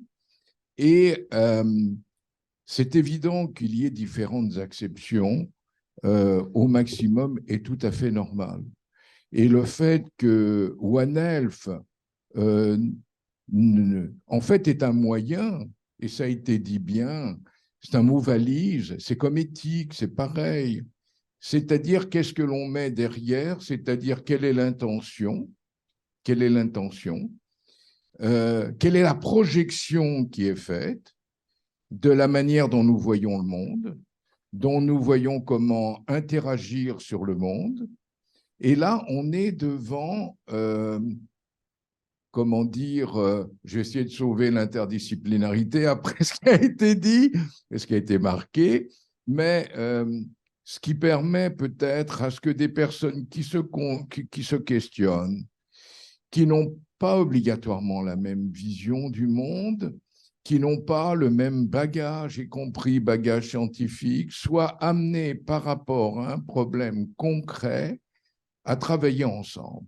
Est-ce que ce n'est pas en définitive ceci vers lequel un certain nombre de philosophes ont essayé à un moment, je citais Gursdorf, mais il y en a bien sûr d'autres, que j'ai découvert au bout de 40 ans d'exercice universitaire et qui avait tout simplement prédit ce qu'il fallait faire et qu'il avait fait d'ailleurs lui-même et que je croyais avoir moi-même découvert et appliqué. Donc, tout ceci pour se poser la question, est-ce qu'en fait le mot est important ou pas? Et j'en terminerai dans cette...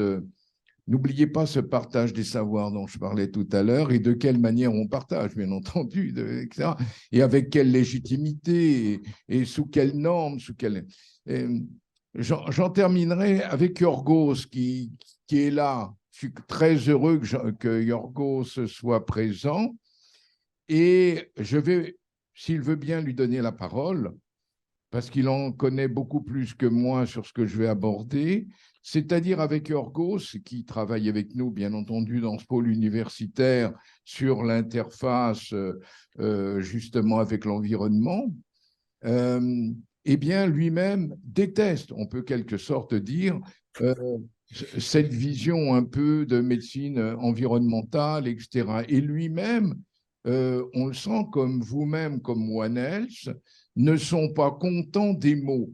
Et c'est pour ça que je me pose la question, est-ce que nous ne sommes pas au-delà des mots, en quelque sorte, c'est-à-dire à quelque chose à faire, qu'on ne sait pas obligatoirement, ce sont des risques, ce sont des éléments, et est-ce qu'il ne faut pas, puisqu'on parlait aussi formation, trouver parmi nous non pas des excellents élèves qui appliqueraient tout ce que nous connaissons, mais au contraire qui seraient capables d'imaginer, d'avoir la vision, je l'ai dit tout à l'heure, qui permet peut-être non des concepts qui nous permettent d'avancer d'autant plus dans cette voie. Yorgos, tu étais là. Est-ce que tu es toujours là? Oui, bien sûr. Oui, je suis là, mais comme, comme toujours, bonsoir à tous. Comme toujours, tu me mets la pression. Parce que tu es, moi, toute personne intelligente, je mets la pression. Donc, il n'y a pas de problème. Et avec nos deux amis, nous avons de la chance là et nous sommes écoutés. Alors, fais attention.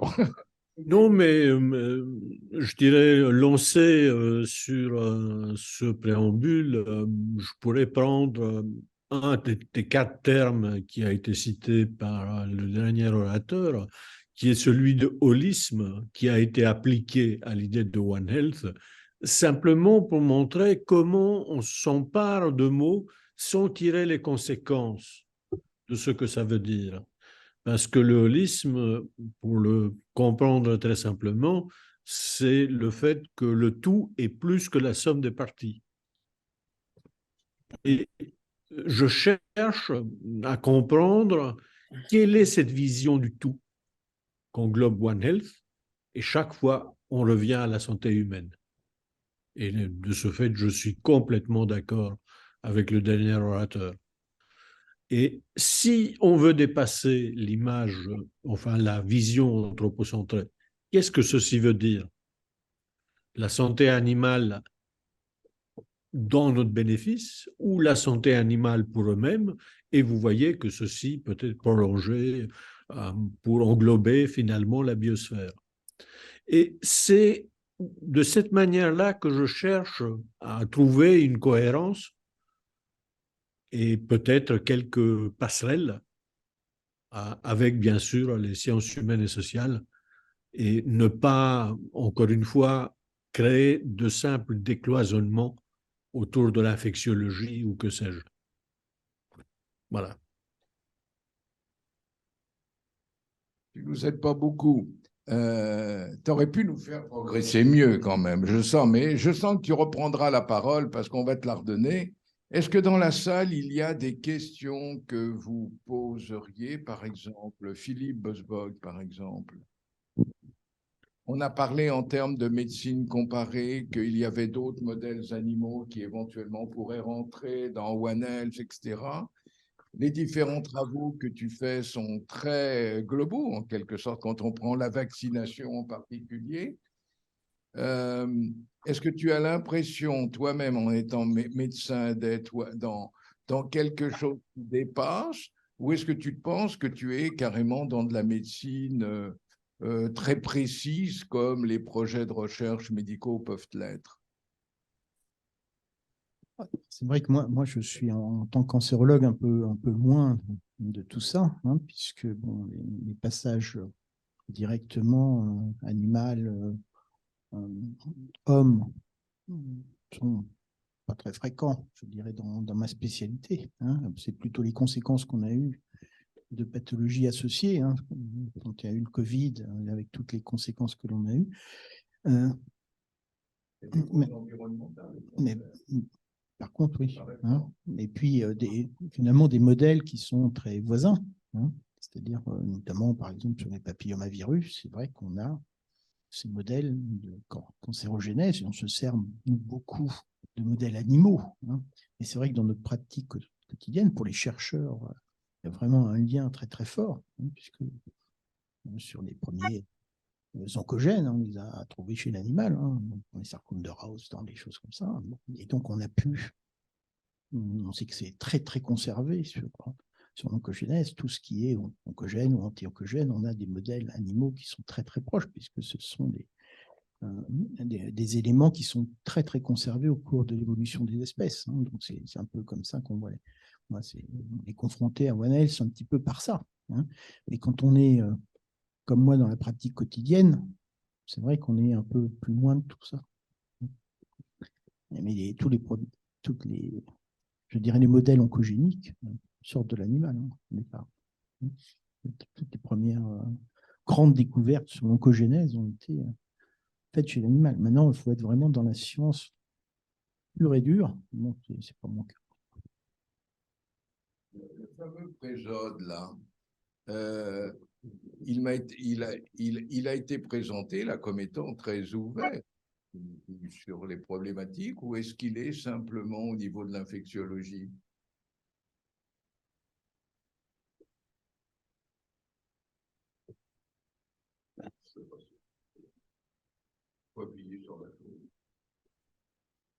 Non, en fait, Présode, c'est quelque chose qui est très, très ouvert sur l'infection, enfin, qui est très infectiologie. Donc, c'est la prévention des nouvelles, des nouvelles pathologies infectieuses. Donc, on est sur l'infectiologie.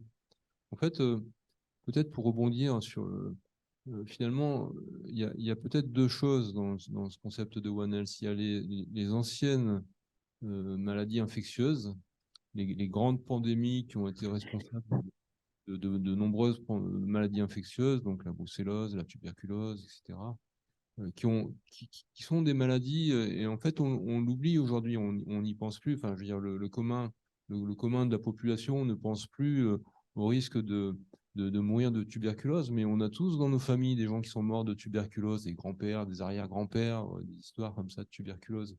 Et en fait, ces maladies ont été éliminées en grande partie grâce aux vétérinaires, mais aussi aux médecins, et à la révolution pasteurienne, et on n'en parle plus. Donc c'était du One Health, c'était vraiment le top du One Health. Et en fait, on n'en parle plus, c'est quelque chose qu'on considère comme étant réglé. Et en fait, du coup, on rebascule le One Health vers un nouveau concept qui est celui des maladies, des nouvelles maladies émergentes. Donc la Covid, le sida, l'Ebola, etc. Donc les nouvelles pathologies. Et puis peut-être un troisième concept, c'est finalement les maladies qui vont réémerger, c'est-à-dire celles qui existent déjà, mais c'est la résistance aux antibiotiques qui va être un problème majeur dans le futur. Mais alors, c'est vrai qu'on utilise le mot One Health, qui est un mot valise, hein, finalement, comme le disait Renaud, et je suis bien sûr tout à fait en accord avec ce qu'il a dit. Et en fait, on utilise ce mot valise. Comme tous les mots à la mode, il devient surutilisé parce que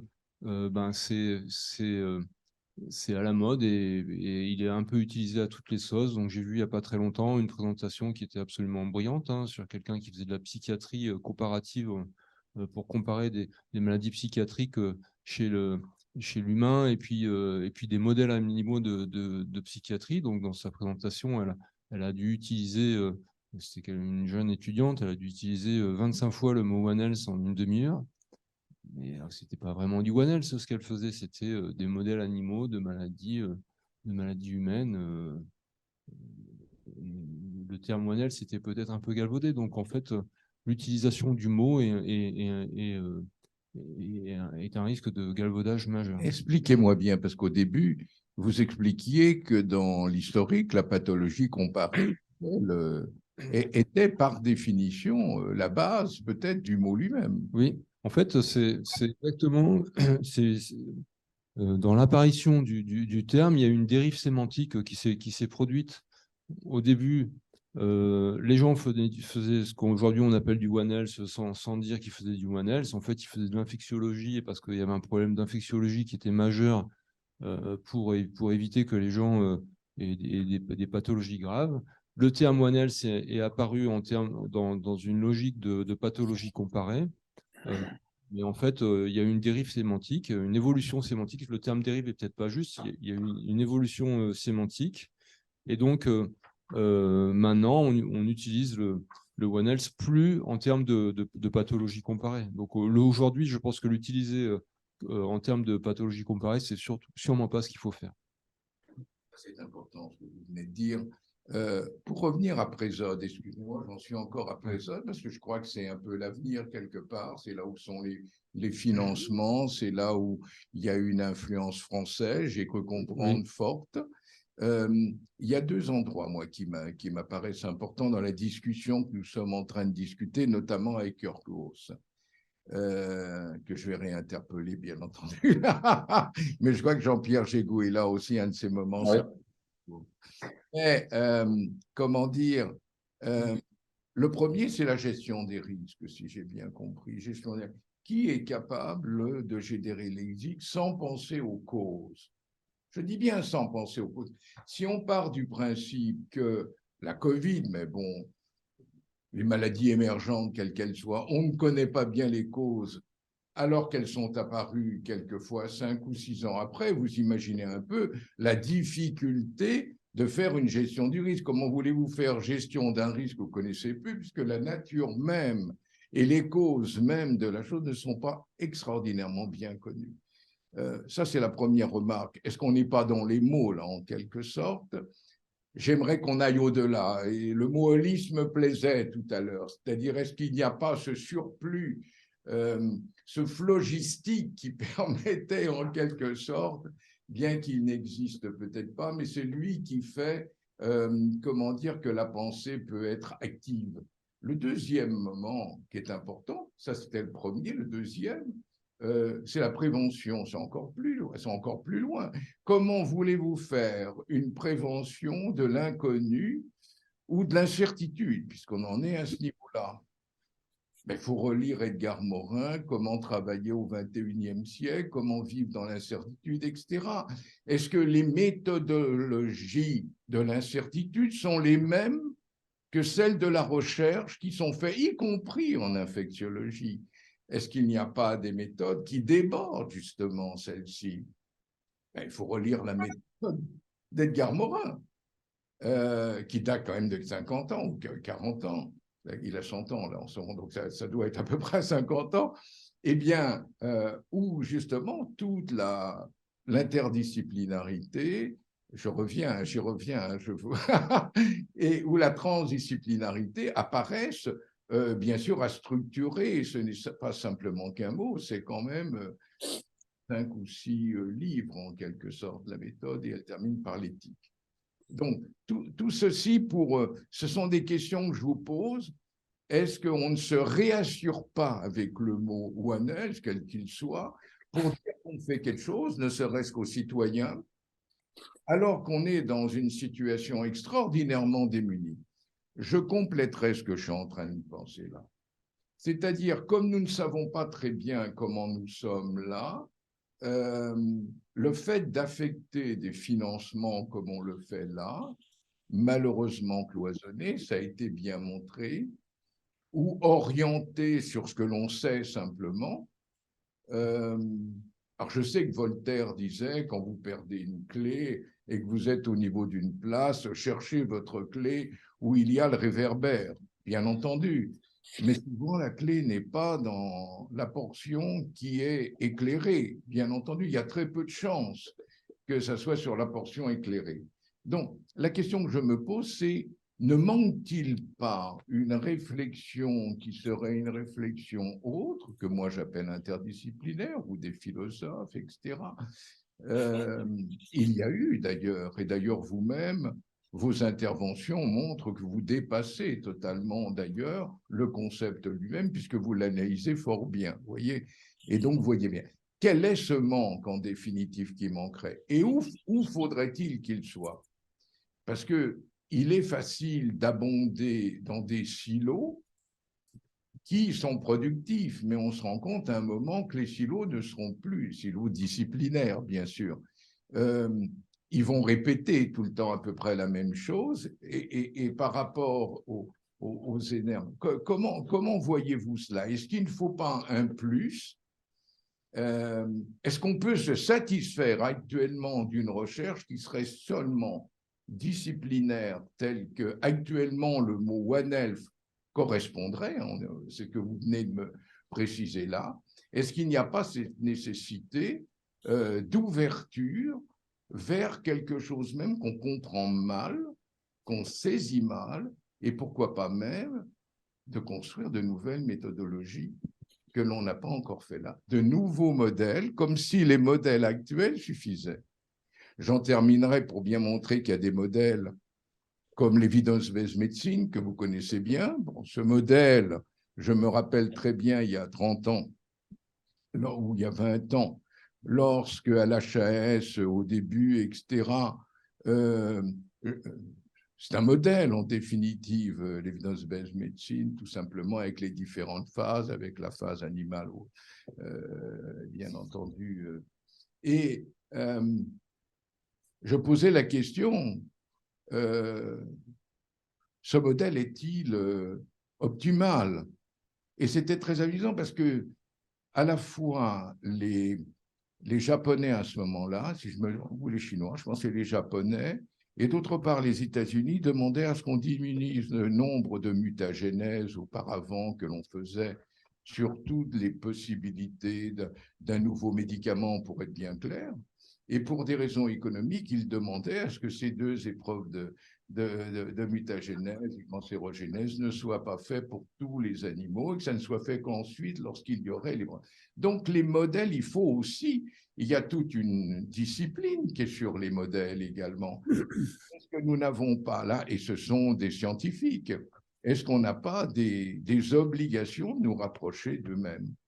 C'est une question que je vous pose à tous les deux. Oui, probablement.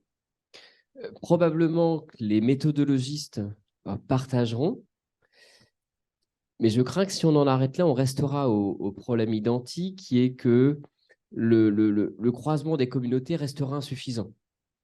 Donc pour moi, le fond du problème, c'est quel est le besoin de nos communautés et dans quelle mesure elles peuvent ressentir ce besoin de décloisonnement.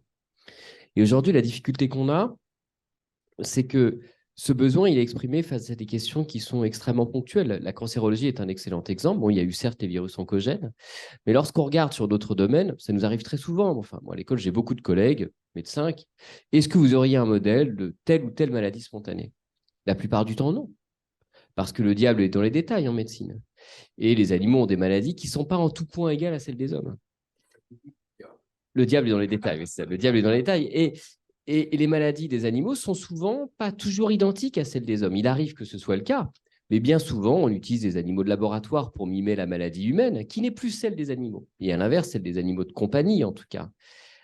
Souvent, n'est pas en tout point égal, peut avoir des caractéristiques, et fait l'objet bien souvent, et c'est tout à fait le cas en cancérologie, d'une caractérisation qu'on ne peut pas comparer, parce que les moyens de la cancérologie humaine sont sans commune mesure. Et il y aura toujours une avance considérable de la cancérologie humaine, qui aujourd'hui se pose des questions avec des baskets triage, enfin des enjeux méthodologiques d'une extrême complexité, qui vont forcément être très au-delà. Donc on peut dire, c'est dommage de faire des animaux sur des tests expérimentaux sur tel ou tel modèle animal, on ferait mieux d'utiliser tel ou tel cancer du chien. Ça paraît toujours très bien, et puis après on rentre dans le détail. On rentre dans le détail qui est que la maladie, on ne la connaît pas bien. Elle est mal génotypée. C'est qu'une race de chiens. Même si on fait un multicentrique, on sera absolument incapable d'avoir le nombre de chiens sur la durée correspondante à ce qui est attendu par un laboratoire. Et si on le faisait, ça coûterait presque aussi cher que de faire une étude dans certains pays. Donc, globalement, on nous dira, qu'est-ce qu'on va s'embêter. Donc, le vrai sujet, et pourquoi je développe cet argumentaire un peu long, c'est parce qu'en fait, je rebondis sur une phrase de Yorgos tout à l'heure. Si l'on ne s'intéresse pas à la santé animale pour ce qu'elle est, sans un prisme qui est de savoir si c'est un modèle de maladie humaine, on ne peut pas avoir une compréhension suffisante de certaines maladies animales qui permettent derrière de créer les interconnaissances là où elles sont nécessaires. Et donc, du coup, lorsqu'on a des besoins des communautés qui ne sont pas les communautés les plus exposées, celles de l'infectiologie, celles peut-être des méthodologistes ou celles des gens qui ont comme nous la passion et l'envie, la conviction que ça nous permettrait de faire plus que la somme de nos parties parce que le mot commun qui nous unit, c'est tout simplement celui de médecine. Ce n'est pas celui de One Health, c'est celui de santé, celui de médecine, avec une certaine approche et une certaine culture scientifique, une certaine formation qui, vraisemblablement, est quelque chose d'extrêmement caractéristique. Et donc, oui, on peut avoir cet effort-là, mais si on ne partage pas et si nos communautés n'expriment pas un besoin et qu'on n'est pas capable d'y répondre, on sera souvent frustré dans la déclinaison de nos actions. C'est ce que je crains. J'aime vos craintes. J'aime vos craintes pour deux raisons. Premièrement, vous m'avez en quelques mots démontré que tout ce qui est la base de la loi Hurier-Seruskla et qui devient ensuite la loi Jardé, parce qu'on est comme cela dans ce qu'on appelle la recherche, avec les prérequis, était une idée complètement fausse, mais il fallait bien cette idée de manière à permettre le passage de l'animal à l'homme. Et donc, il fallait rassurer la population, n'est-ce pas, comme quoi les tests animaux, mutagénèse, cancérogénèse, sur des modèles peut-être même pas adaptés, mais il fallait qu'ils soient faits de tout. Et on comprend très bien pourquoi 10 ans ou 20 ans plus tard, pour des raisons économiques, ce qui a été dit et qui était faux au maximum. Mais le drame, c'est que ça continue. C'est-à-dire la mutagénèse à cancérogénèse apparaissent, comment dire, dans les différents dossiers totalement, absolument. Et c'est là le problème de la progression, en quelque sorte, de la santé. Donc déjà, ce que vous aviez dit là est important. Deuxièmement, et après je vais donner la parole à Yorgos, bien sûr, vous m'apparaissez comme défaitiste. Et je vais vous dire pourquoi, mais il faut bien que je m'oppose un peu à vous, parce que je vous aime bien. Depuis tout à l'heure, là, vous abondez, vous donnez tous les arguments, tous les deux, pour que nous fassions ce pôle universitaire, que nous le défendions, parce que on sent qu'il y a quelque chose, on ne sait pas obligatoirement ce que c'est, mais on est en train d'essayer de le retrouver. Comment dire, quand vous dites il faut que les médecins, par exemple, les médecins d'un côté de médecine humaine, les médecins vétérinaires, il faut qu'ils sentent un besoin. Non, non, non, non, c'est tout le temps les minorités. Et il faut qu'il y ait chez les vétérinaires des vétérinaires qui sentent cela, et il faut qu'il y ait des médecins. Mais comme nous le disions tout à l'heure, j'y reviens parce que je crois que cette discussion introductive était bien intéressante, encore faut-il qu'il y ait dans ce cas-là, dans la dispensation des financements, des postes, une possibilité à l'ouverture et à l'originalité. Ne pas être obligatoirement dans mainstream. Or, j'ai l'impression qu'en termes de politique de recherche, en tout cas l'éthique de la politique de recherche, mériterait d'être approfondie au ministère ou dans les agences qui appliquent ce qui est convenu. Or, nous sommes justement, si je reprends par rapport au risque, à l'inconnu. Nous ne sommes pas dans le convenu. Ce que nous savons, nous pouvons tout le temps aller chercher le diable où on voudra. Mais existe-t-il le diable? J'en suis pas sûr. Vous avez un avis là-dessus? Mais bien qu'il soit dans les détails, je pense qu'il y a quand même des éléments qui apparaissent. La crise Covid est un tremblement de terre. La crise Covid a totalement bousculé la planète entière. Peut-on revenir gentiment à une notion qu'on n'appellera plus One Health, on peut l'appeler Global Health, par exemple, comment dire, une notion qui ne serait simplement qu'une discipline. Je reviens là sur le partage à la fois méthodologique, les critiques méthodologiques entre collègues, ça se fait très rarement, même dans vous l'avez montré, dans les différents, la spécialisation des différents journaux font que c'est rarement un dialogue.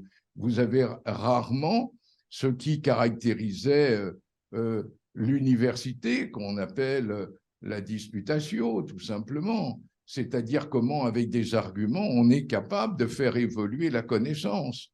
Or, souvent, c'est entre soi.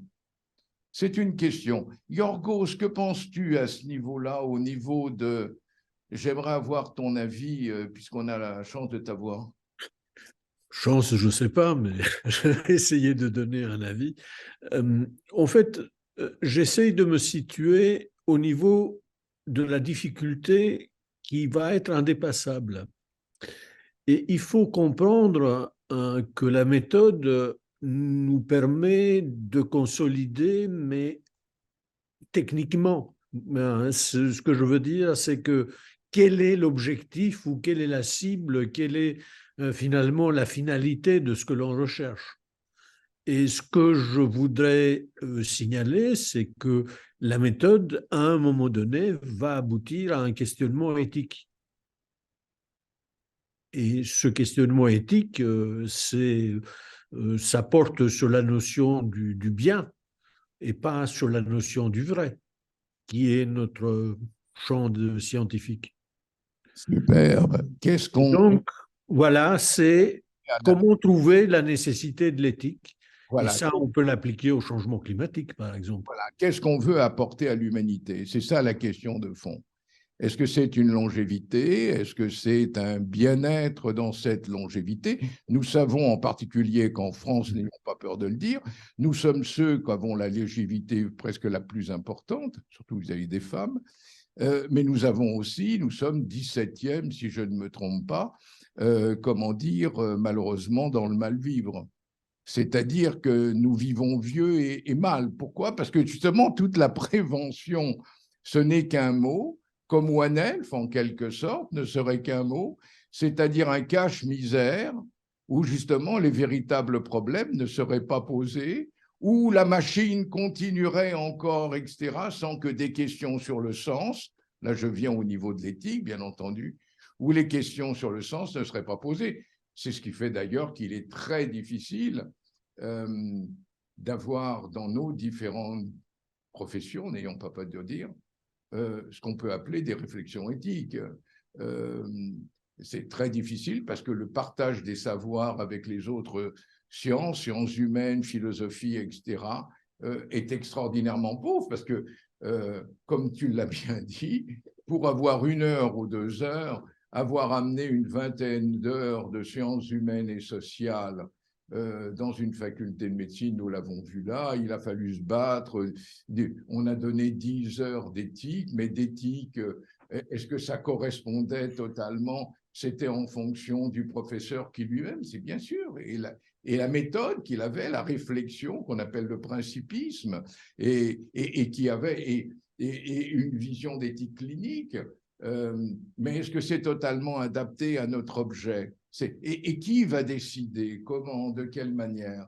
Là, je crois que nous avons un problème sur le sens qui est posé, sur le sens de nos institutions, sur le sens de nos disciplines et sur le sens aussi des financements qui sont faits en rapport pour qu'elles avancent et en vertu de quelle finalité. Et Yorgos le dit bien là, c'est qu'est-ce qu'on appelle l'humain, l'humanité, et là on va arriver très vite pour certains dans le post-humanisme, où là, pour certains, ben oui, c'est augmenté. Je vois Yorgos qui voilà. Opine. Oui, mais même si c'est une vue spécieuse ou si c'est il n'empêche, c'est une idéologie qui se développe actuellement.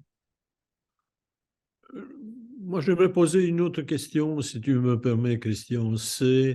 J'ai été confronté cette année à une étudiante, une médecin, une obstétricienne, qui m'a opposé des arguments de grossophobie et de validisme.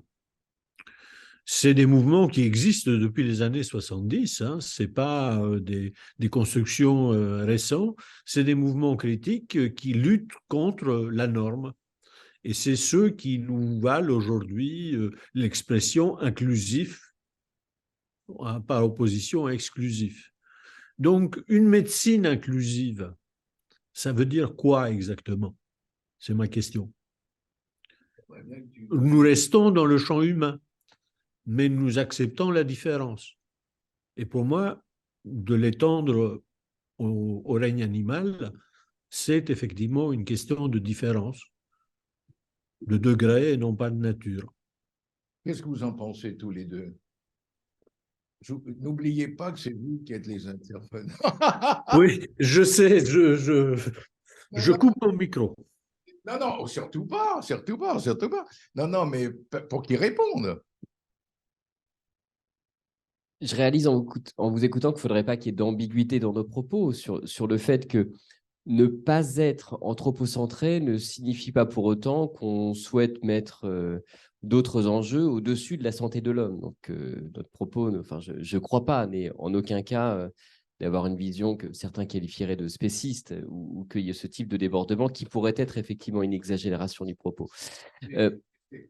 C'est tout à fait une réflexion qui est, je dirais, dans les idéologies par rapport à l'animal, et je pense que ça mérite débat et réflexion, bien sûr. En tout cas, je pense que la position qu'on défendait était pas celle-ci. Il peut y avoir une position où on assumera tout à fait que la santé de l'homme doit, si je le caricature, être prioritaire par rapport à un certain nombre d'autres enjeux.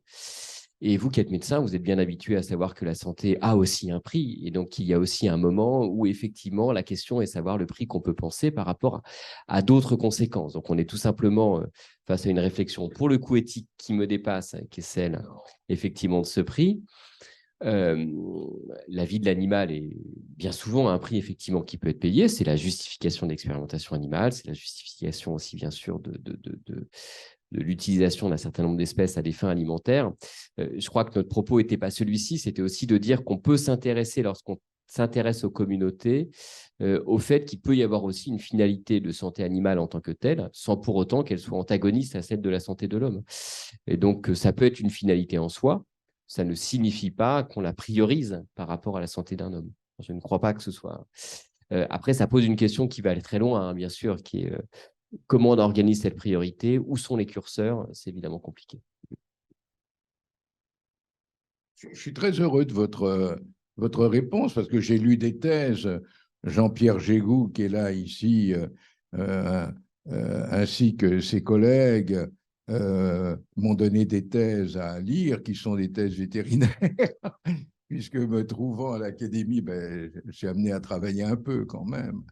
Et donc, une thèse où justement il y avait une réflexion éthique assez forte sur les diffus en mouvement tels qu'ils étaient, et avec des positions qui comment dire, qui méritent discussion, voire débat. Est-ce qu'il y a besoin de débat autour de cela? Est-ce que c'est bien assuré?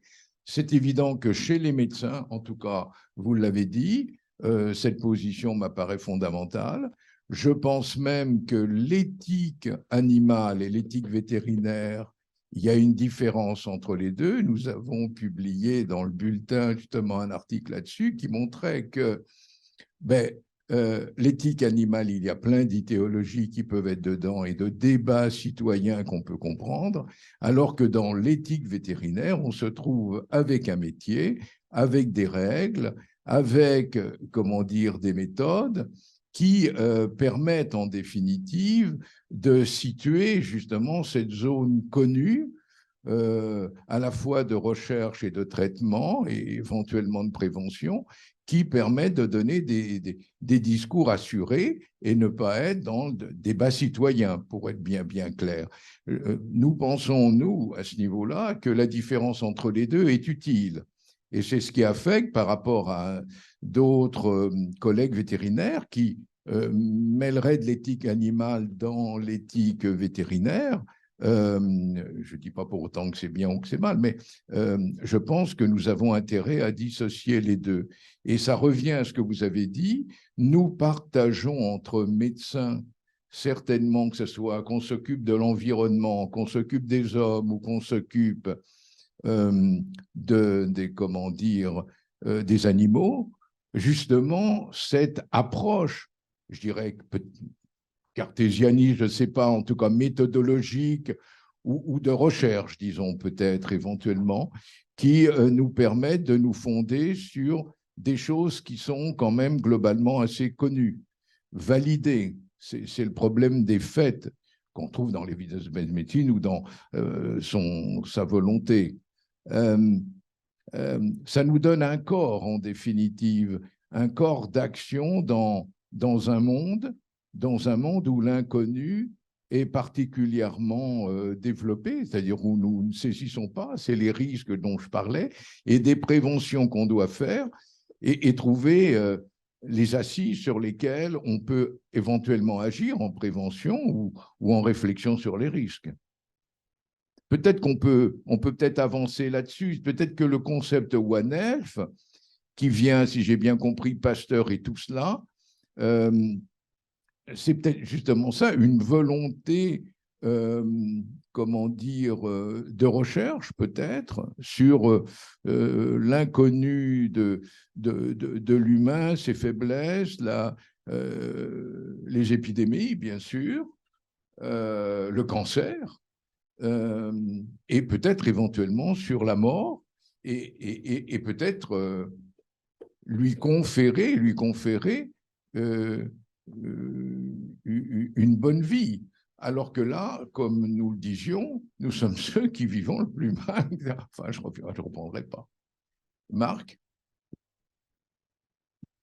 Oui, en fait, je voudrais rebondir sur un certain nombre de points. Donc, bon, déjà, évidemment que je suis complètement en accord avec ce que dit Renaud sur le fait que il y a bien sûr, l'homme est central au système et que on est tous les propos que j'ai pu avoir, hein, notamment quand je parle d'anthropocentré ou d'anthropocentré, ce n'est sûrement pas des propos spécistes qui viseraient en fait à placer l'humain au même niveau que l'animal.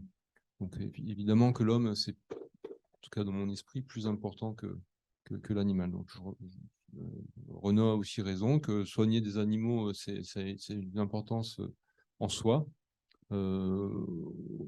Déjà pour la vie de l'animal, mais aussi pour la vie des personnes qui vivent avec les animaux. C'est important, en fait, les animaux pour beaucoup de personnes. Mais en fait, ce que je voulais dire surtout, c'est que peut-être que le terme One Health, c'est une erreur dans le sens où on place la santé, parce que la santé, c'est quelque chose qui compte pour les humains. Et donc, on a mis One Health au sens une seule santé. Mais moi, je reviens quand même sur ce que disait Pasteur. Et moi, je pense que le concept qui est vraiment important et intéressant, c'est le concept de une seule biologie. Parce qu'en fait, on partage tous la même biologie. Et en fait, cette biologie, le fait que ce soit la même, c'est ça qu'il faut vraiment qu'on comprenne, voilà, la même nature.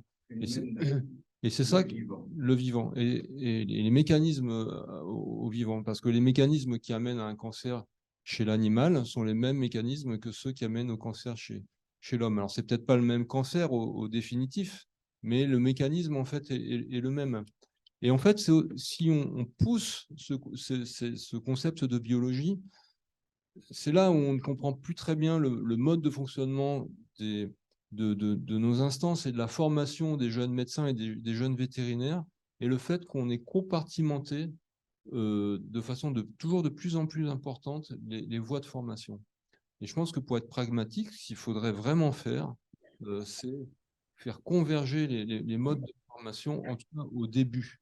Au moment des examens. Parlez-en à votre voisin Renaud.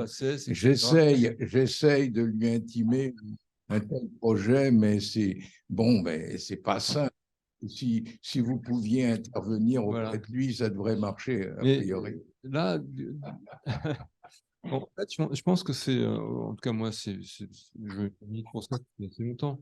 Et au-delà des concepts, c'est le côté un peu pragmatique qu'il faudrait peut-être essayer de faire évoluer. Alors peut-être que ce One Health, sans le dire, il a essayé de pousser vers cette forme de pragmatisme, mais sans vraiment y arriver, parce qu'il y a peut-être une maladresse autour du mot One Health.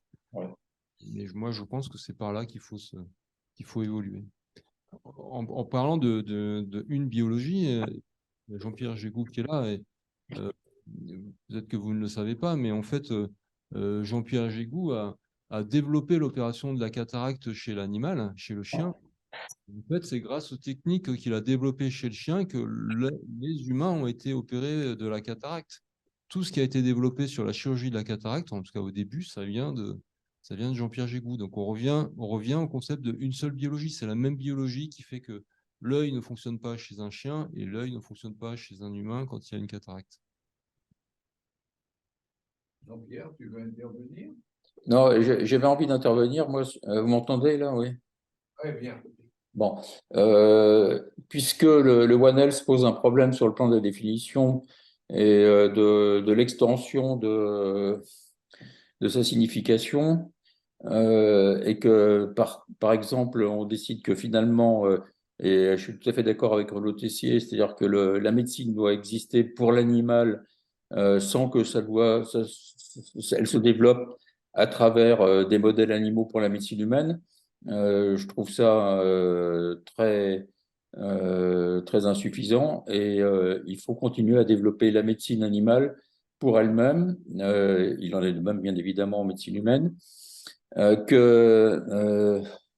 Marc a bien précisé que pour lui, c'est pas forcément du One Health que d'étudier certains modèles animaux a priori sans application directe, et que c'est de la pathologie comparée, et que la pathologie comparée, c'est un terme qui doit continuer à vivre, et que le One Health, pour moi, je limiterais à un objectif. À partir du moment où, pour résoudre un problème de biologie, on est obligé de faire appel à des connaissances multiples du domaine animal, du domaine humain, là, on fait du One Health. Pour moi, le One Health, c'est le côté absolument actif, un côté avec une mission et un objectif de résoudre un problème, une maladie, enfin voilà. Et le One Health, je vois, même si, alors là, vous allez vous dire que je dérive complètement, mais quand je passe mon après-midi à chercher à me faire vacciner contre la Covid-19, que je parcours Brest dans tous les sens en appelant les pharmaciens, les infirmières, etc., et qu'on me donne des rendez-vous de vaccination au mois de janvier, que j'entends par contre à la radio dire il faut absolument se faire vacciner, les personnes à risque, etc., et qu'on se trouve dans un système qui n'est pas du tout adapté, bon, je ne développe pas les raisons pour lesquelles ça fonctionne comme ça, je me dis, mais moi en tant que vétérinaire, mais je trouve ça, en tant que vétérinaire, ce serait pour un animal, quand je vois ce qu'on fait en vaccinologie vétérinaire, et comment on a des moyens qui sont, et ça c'était le problème des PCR d'ailleurs au début au printemps 2020, au début de la pandémie, on a une approche pratique, et ça c'est du One Health que d'expliquer comment on doit s'organiser, comment on doit travailler, et que je dirais vendre de l'homéopathie, vendre de la phytothérapie, alors que ce qui est plus important, c'est de vacciner dans les pharmacies à l'heure actuelle, et que ce n'est pas réalisé pour différentes raisons. Ils ont besoin d'un apport, d'une autre optique, d'une autre approche, qui est l'approche vétérinaire. Donc, on est complètement en dehors de la médecine, de la recherche, mais on est dans un aspect pratique qui est de résoudre un problème, avec l'expérience et le savoir-faire de différents secteurs qui évoluent vraiment d'une façon complètement cloisonnée et en silo. J'aime beaucoup ce que vous venez de dire, parce que je pense que ça pointe du doigt qu'effectivement, ça me fait penser à ce que vous disiez sur la méthodologie, dans ces éléments qui ont fait le frein, l'histoire des PCR, l'histoire effectivement de la vaccination, qui sont des éléments majeurs, outre la valeur symbolique, le fait que ce serait tout simplement efficace, le fait qu'on ait des verrous qui soient juridiques, qui sont compliqués à lever, hein, comme on fait pour qu'un laboratoire diagnostique, il n'y a pas un médecin biologiste puisse le faire. Est-ce qu'on pourrait imaginer un médecin biologiste à distance? Enfin, il y a des verrous organisationnels, logistiques. Il y a bien sûr un peu de corporatisme, mais je ne suis même pas sûr que ce soit le corporatisme l'élément dominant. Il y a à un moment donné une difficulté. Nous, on a l'histoire des chiens renifleurs qui sont excessivement médiatiques. Il y a des pays qui les ont déployés relativement largement. Nous, on a beaucoup de difficultés parce que comment un chien peut être un dispositif médical? On ne sait pas faire ça, on ne sait pas gérer. Il n'y a aucun organisme notifié aujourd'hui qui va prendre une méthode de diagnostic. On ne sait pas gérer cette problématique-là. On a un vrai sujet, effectivement, qui n'est pas un sujet, enfin, qui est un sujet de recherche, parce que je pense qu'il y a des questions, mais peut-être de recherche en droit, et pas de recherche, etc. Il y a un vrai sujet, effectivement, de questions sur une profession qui n'est pas un professionnel de santé. Je ne suis pas en train de dire qu'il faut que les vétérinaires deviennent des professionnels de santé, peu importe. La question, c'est que là, on a effectivement une série de contraintes liées à des éléments administratifs, juridiques, qui font perdre effectivement un peu en efficience sur des sujets où une analyse de risque sérieuse montrerait très rapidement qu'un vétérinaire peut vacciner aussi vite qu'un pompier. Et donc, globalement, l'analyse des risques, l'HAS peut la faire facilement. On a tous les outils pour répondre à ça. Et néanmoins, c'est vrai que ça, on a du mal à le faire. Et il y a peut-être un travail, effectivement, aux interfaces, parce que finalement, nous, ça ne nous intéresse pas trop. Les gens qui s'intéressent, ils ne savent peut-être pas tellement quels sont les verrous à interrompre là-dessus. Les médecins n'ont pas vraiment le sujet, et les juristes aussi. Donc là, il y a peut-être un sujet, effectivement, d'appropriation de ces questions transversales, qui sont tellement interdisciplinaires qu'elles intéressent personne, en fait, parce qu'elles sont très administratives. En tout cas, c'est vrai que moi qui ne me passionne pas, je n'ai pas forcément envie d'y passer des heures à savoir comment on va juridiquement faire qu'un vétérinaire puisse faire autrement. Et pourtant, il y a un enjeu énorme. Donc, je pense que ce que vous disiez, Jean-Pierre, c'est en fait probablement critique. Bah oui. Et vous avez raison. C'est comme vous le disiez. Avec le ministre de la Santé, on se posait des problèmes. Il disait qu'il faudra peut-être ouvrir des centres de vaccination. Mais le premier geste, c'était il ne faut pas envoyer les infirmières, sinon on n'aura plus d'infirmières dans les hôpitaux. C'est-à-dire que c'est délirant d'aller faire en sorte que nos infirmières aillent vacciner parce qu'elles gagnent beaucoup plus en allant dehors. Donc, on les a plus après pour faire le travail de base.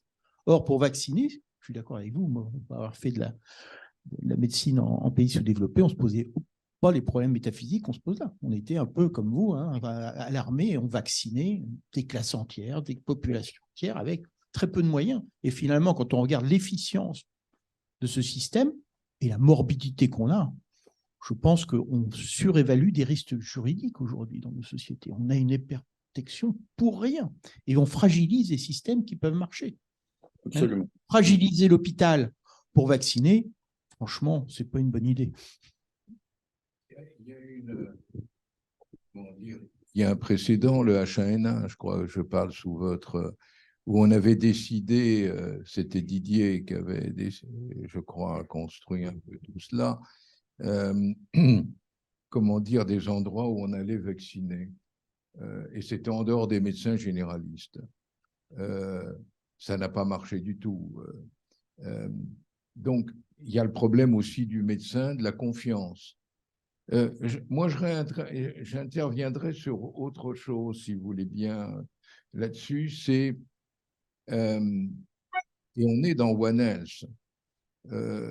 Je pensais qu'après la Covid, tout allait changer. Même le président de la République l'avait dit. Tout allait changer. Il y allait y avoir un sursaut. Quand on est devant une détresse, même le mot de guerre avait été peut-être imprudemment prononcé. Quand il y a la guerre, il y a un aspect collectif des humains par rapport à une idée qui est celle de patrie. Il y a un certain nombre de droits qui ne sont plus les mêmes. Le droit de la guerre n'est pas... Voilà. Ça veut dire quoi? Ça veut dire que personne ne va, du moins, je me permets de mettre le passé, ce qui peut être un peu inquiétant, personne refusait d'aller à la guerre, sauf quand le pays était attaqué, sauf d'être déserteur et éventuellement, même en plein conflit, d'être fusillé comme déserteur. Bien. Est-ce que nous n'avons pas évolué un tout petit peu sur nos pensées sur ce qu'est le collectif, c'est-à-dire ce pourquoi nous nous battrions, ce pourquoi le bien et le mal dont parlait tout à l'heure Yorgos, c'est-à-dire pourquoi nous existons en quelque sorte. Et je suis assez étonné, et nous l'avons écrit d'ailleurs, et nous l'avons publié, comme quoi nous étions peut-être... bêtement peut-être, pour une vaccination obligatoire. Pourquoi? Parce qu'on ne se vaccine jamais pour soi. Voilà un sens de la vaccination. La vaccination n'a jamais été pour soi, c'est pour les autres. De manière à atteindre, bon, je ne vais pas reprendre tout cela, les taux tout à fait qui sont protecteurs, etc. Du moins, c'est l'idée en médecine que nous avions tout le temps. Or là, maintenant, ce sont les éléments, les risques, et même s'ils sont globalement mineurs, qui viennent obérer tout à fait une vision qui est une vision collective. Donc, nous avons une poussée d'individualisme absolument pas possible. Et est-ce que, justement, dans les stratégies dont nous parlons là, ça n'impacte pas? Bien sûr que si, certainement. Donc, comment faire une science, d'autant plus de santé publique, en faisant comme si, mais en se rendant compte en définitive que la population ne suivrait pas, ou alors pire, c'est qu'après ça devient, mais tant que ce n'est pas obligatoire, pour prendre par exemple le masque en ce moment, tant que ce n'est pas obligatoire, je ne le mettrai pas, mais je le mettrai, je préfère être contraint. Donc, cela demanderait, il y a de véritables réflexions à avoir sur ces moments épidémiques, que ce soit la communication, que ce soit les explicitations scientifiques ou pas. On s'est rendu compte, là encore, nous avons fait un Dalloz là-dessus, sur les fausses nouvelles véhiculées par les médecins eux-mêmes, qui n'étaient pour la plupart pas compétents, autour des tables de BFM Télé et de CNews et de LCI, pour être très clair, répondant à des questions pour lesquelles ils n'avaient pas obligatoirement souvent de réponse. Vous-même dites vous-même que c'est loin d'être évident. Donc, moi, je reviendrai sur Yorgos, s'il est d'accord, pour dire, pour revenir au bien, c'est-à-dire qu'est-ce que nous cherchons en faisant tout ce que nous faisons là? Quelle est la cohérence de nos pratiques sociales? La médecine, la recherche, être vétérinaire sont des pratiques sociales. Si nous ne sommes pas capables de définir dans le groupe dans lequel nous nous trouvons, comment pouvons-nous avoir des politiques sanitaires, d'autant plus quand on est, par extension, dans des espaces encore beaucoup plus grands où les cultures sont différentes. Et par rapport à la vaccination, c'est évident que la culture, par exemple, là, est tout à fait majeure. Qu'en penses-tu, Yorgos, de cela? Le fait que nous n'ayons pas une pensée de ce pourquoi, en définitive, nous nous battons en quelque sorte. Non, mais moi, je mettrais un peu l'accent sur un autre aspect qui est celui à la fois de la crédibilité de la science et de sa responsabilité vis-à-vis de la société.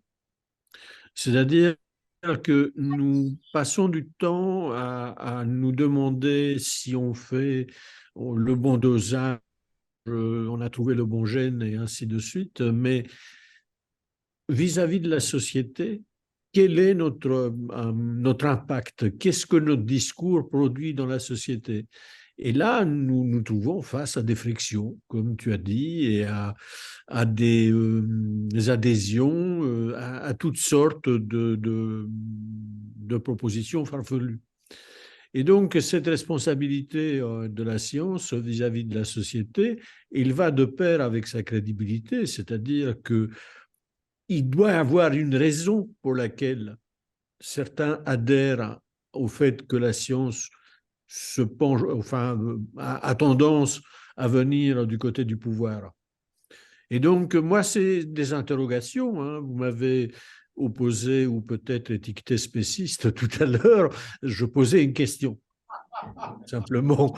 Donc, si la différence que l'on peut admettre maintenant avec l'obligation inclusive en santé humaine, est-ce qu'on l'étendrait à l'animal? Voilà.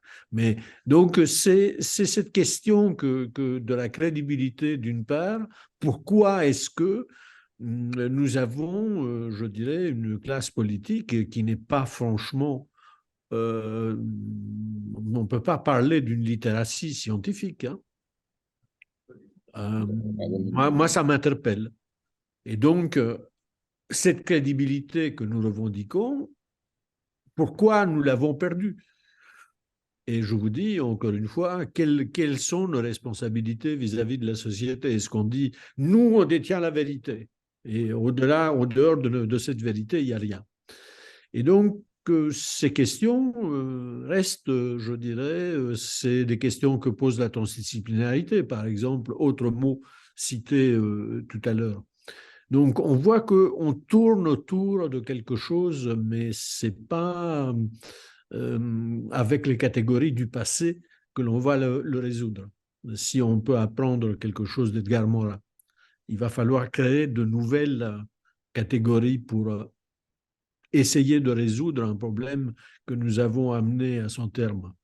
C'est ce que nous allons faire ensemble, Yorgos. Je ne sais pas. Marc. Oui, en fait, tout ça me fait rebondir sur quelque chose qui me semble assez important, c'est aussi le concept de la santé des individus. En fait, chaque individu, chaque humain, en fait, il a forcément et les médecins le savent encore mieux que les vétérinaires, un très fort besoin de santé, d'être en bonne santé. Et en fait, c'est finalement la richesse principale de chaque individu, c'est sa santé, en fait.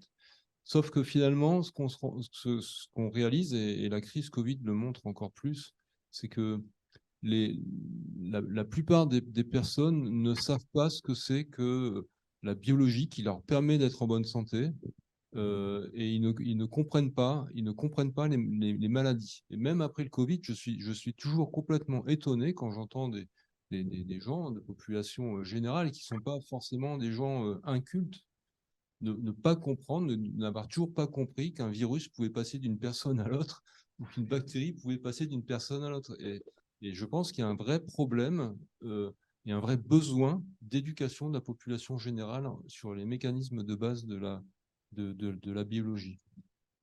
Il y avait un très beau livre qui s'appelait L'échec de la santé publique, rappelez-vous, qui était par rapport au sida, il fut un certain temps.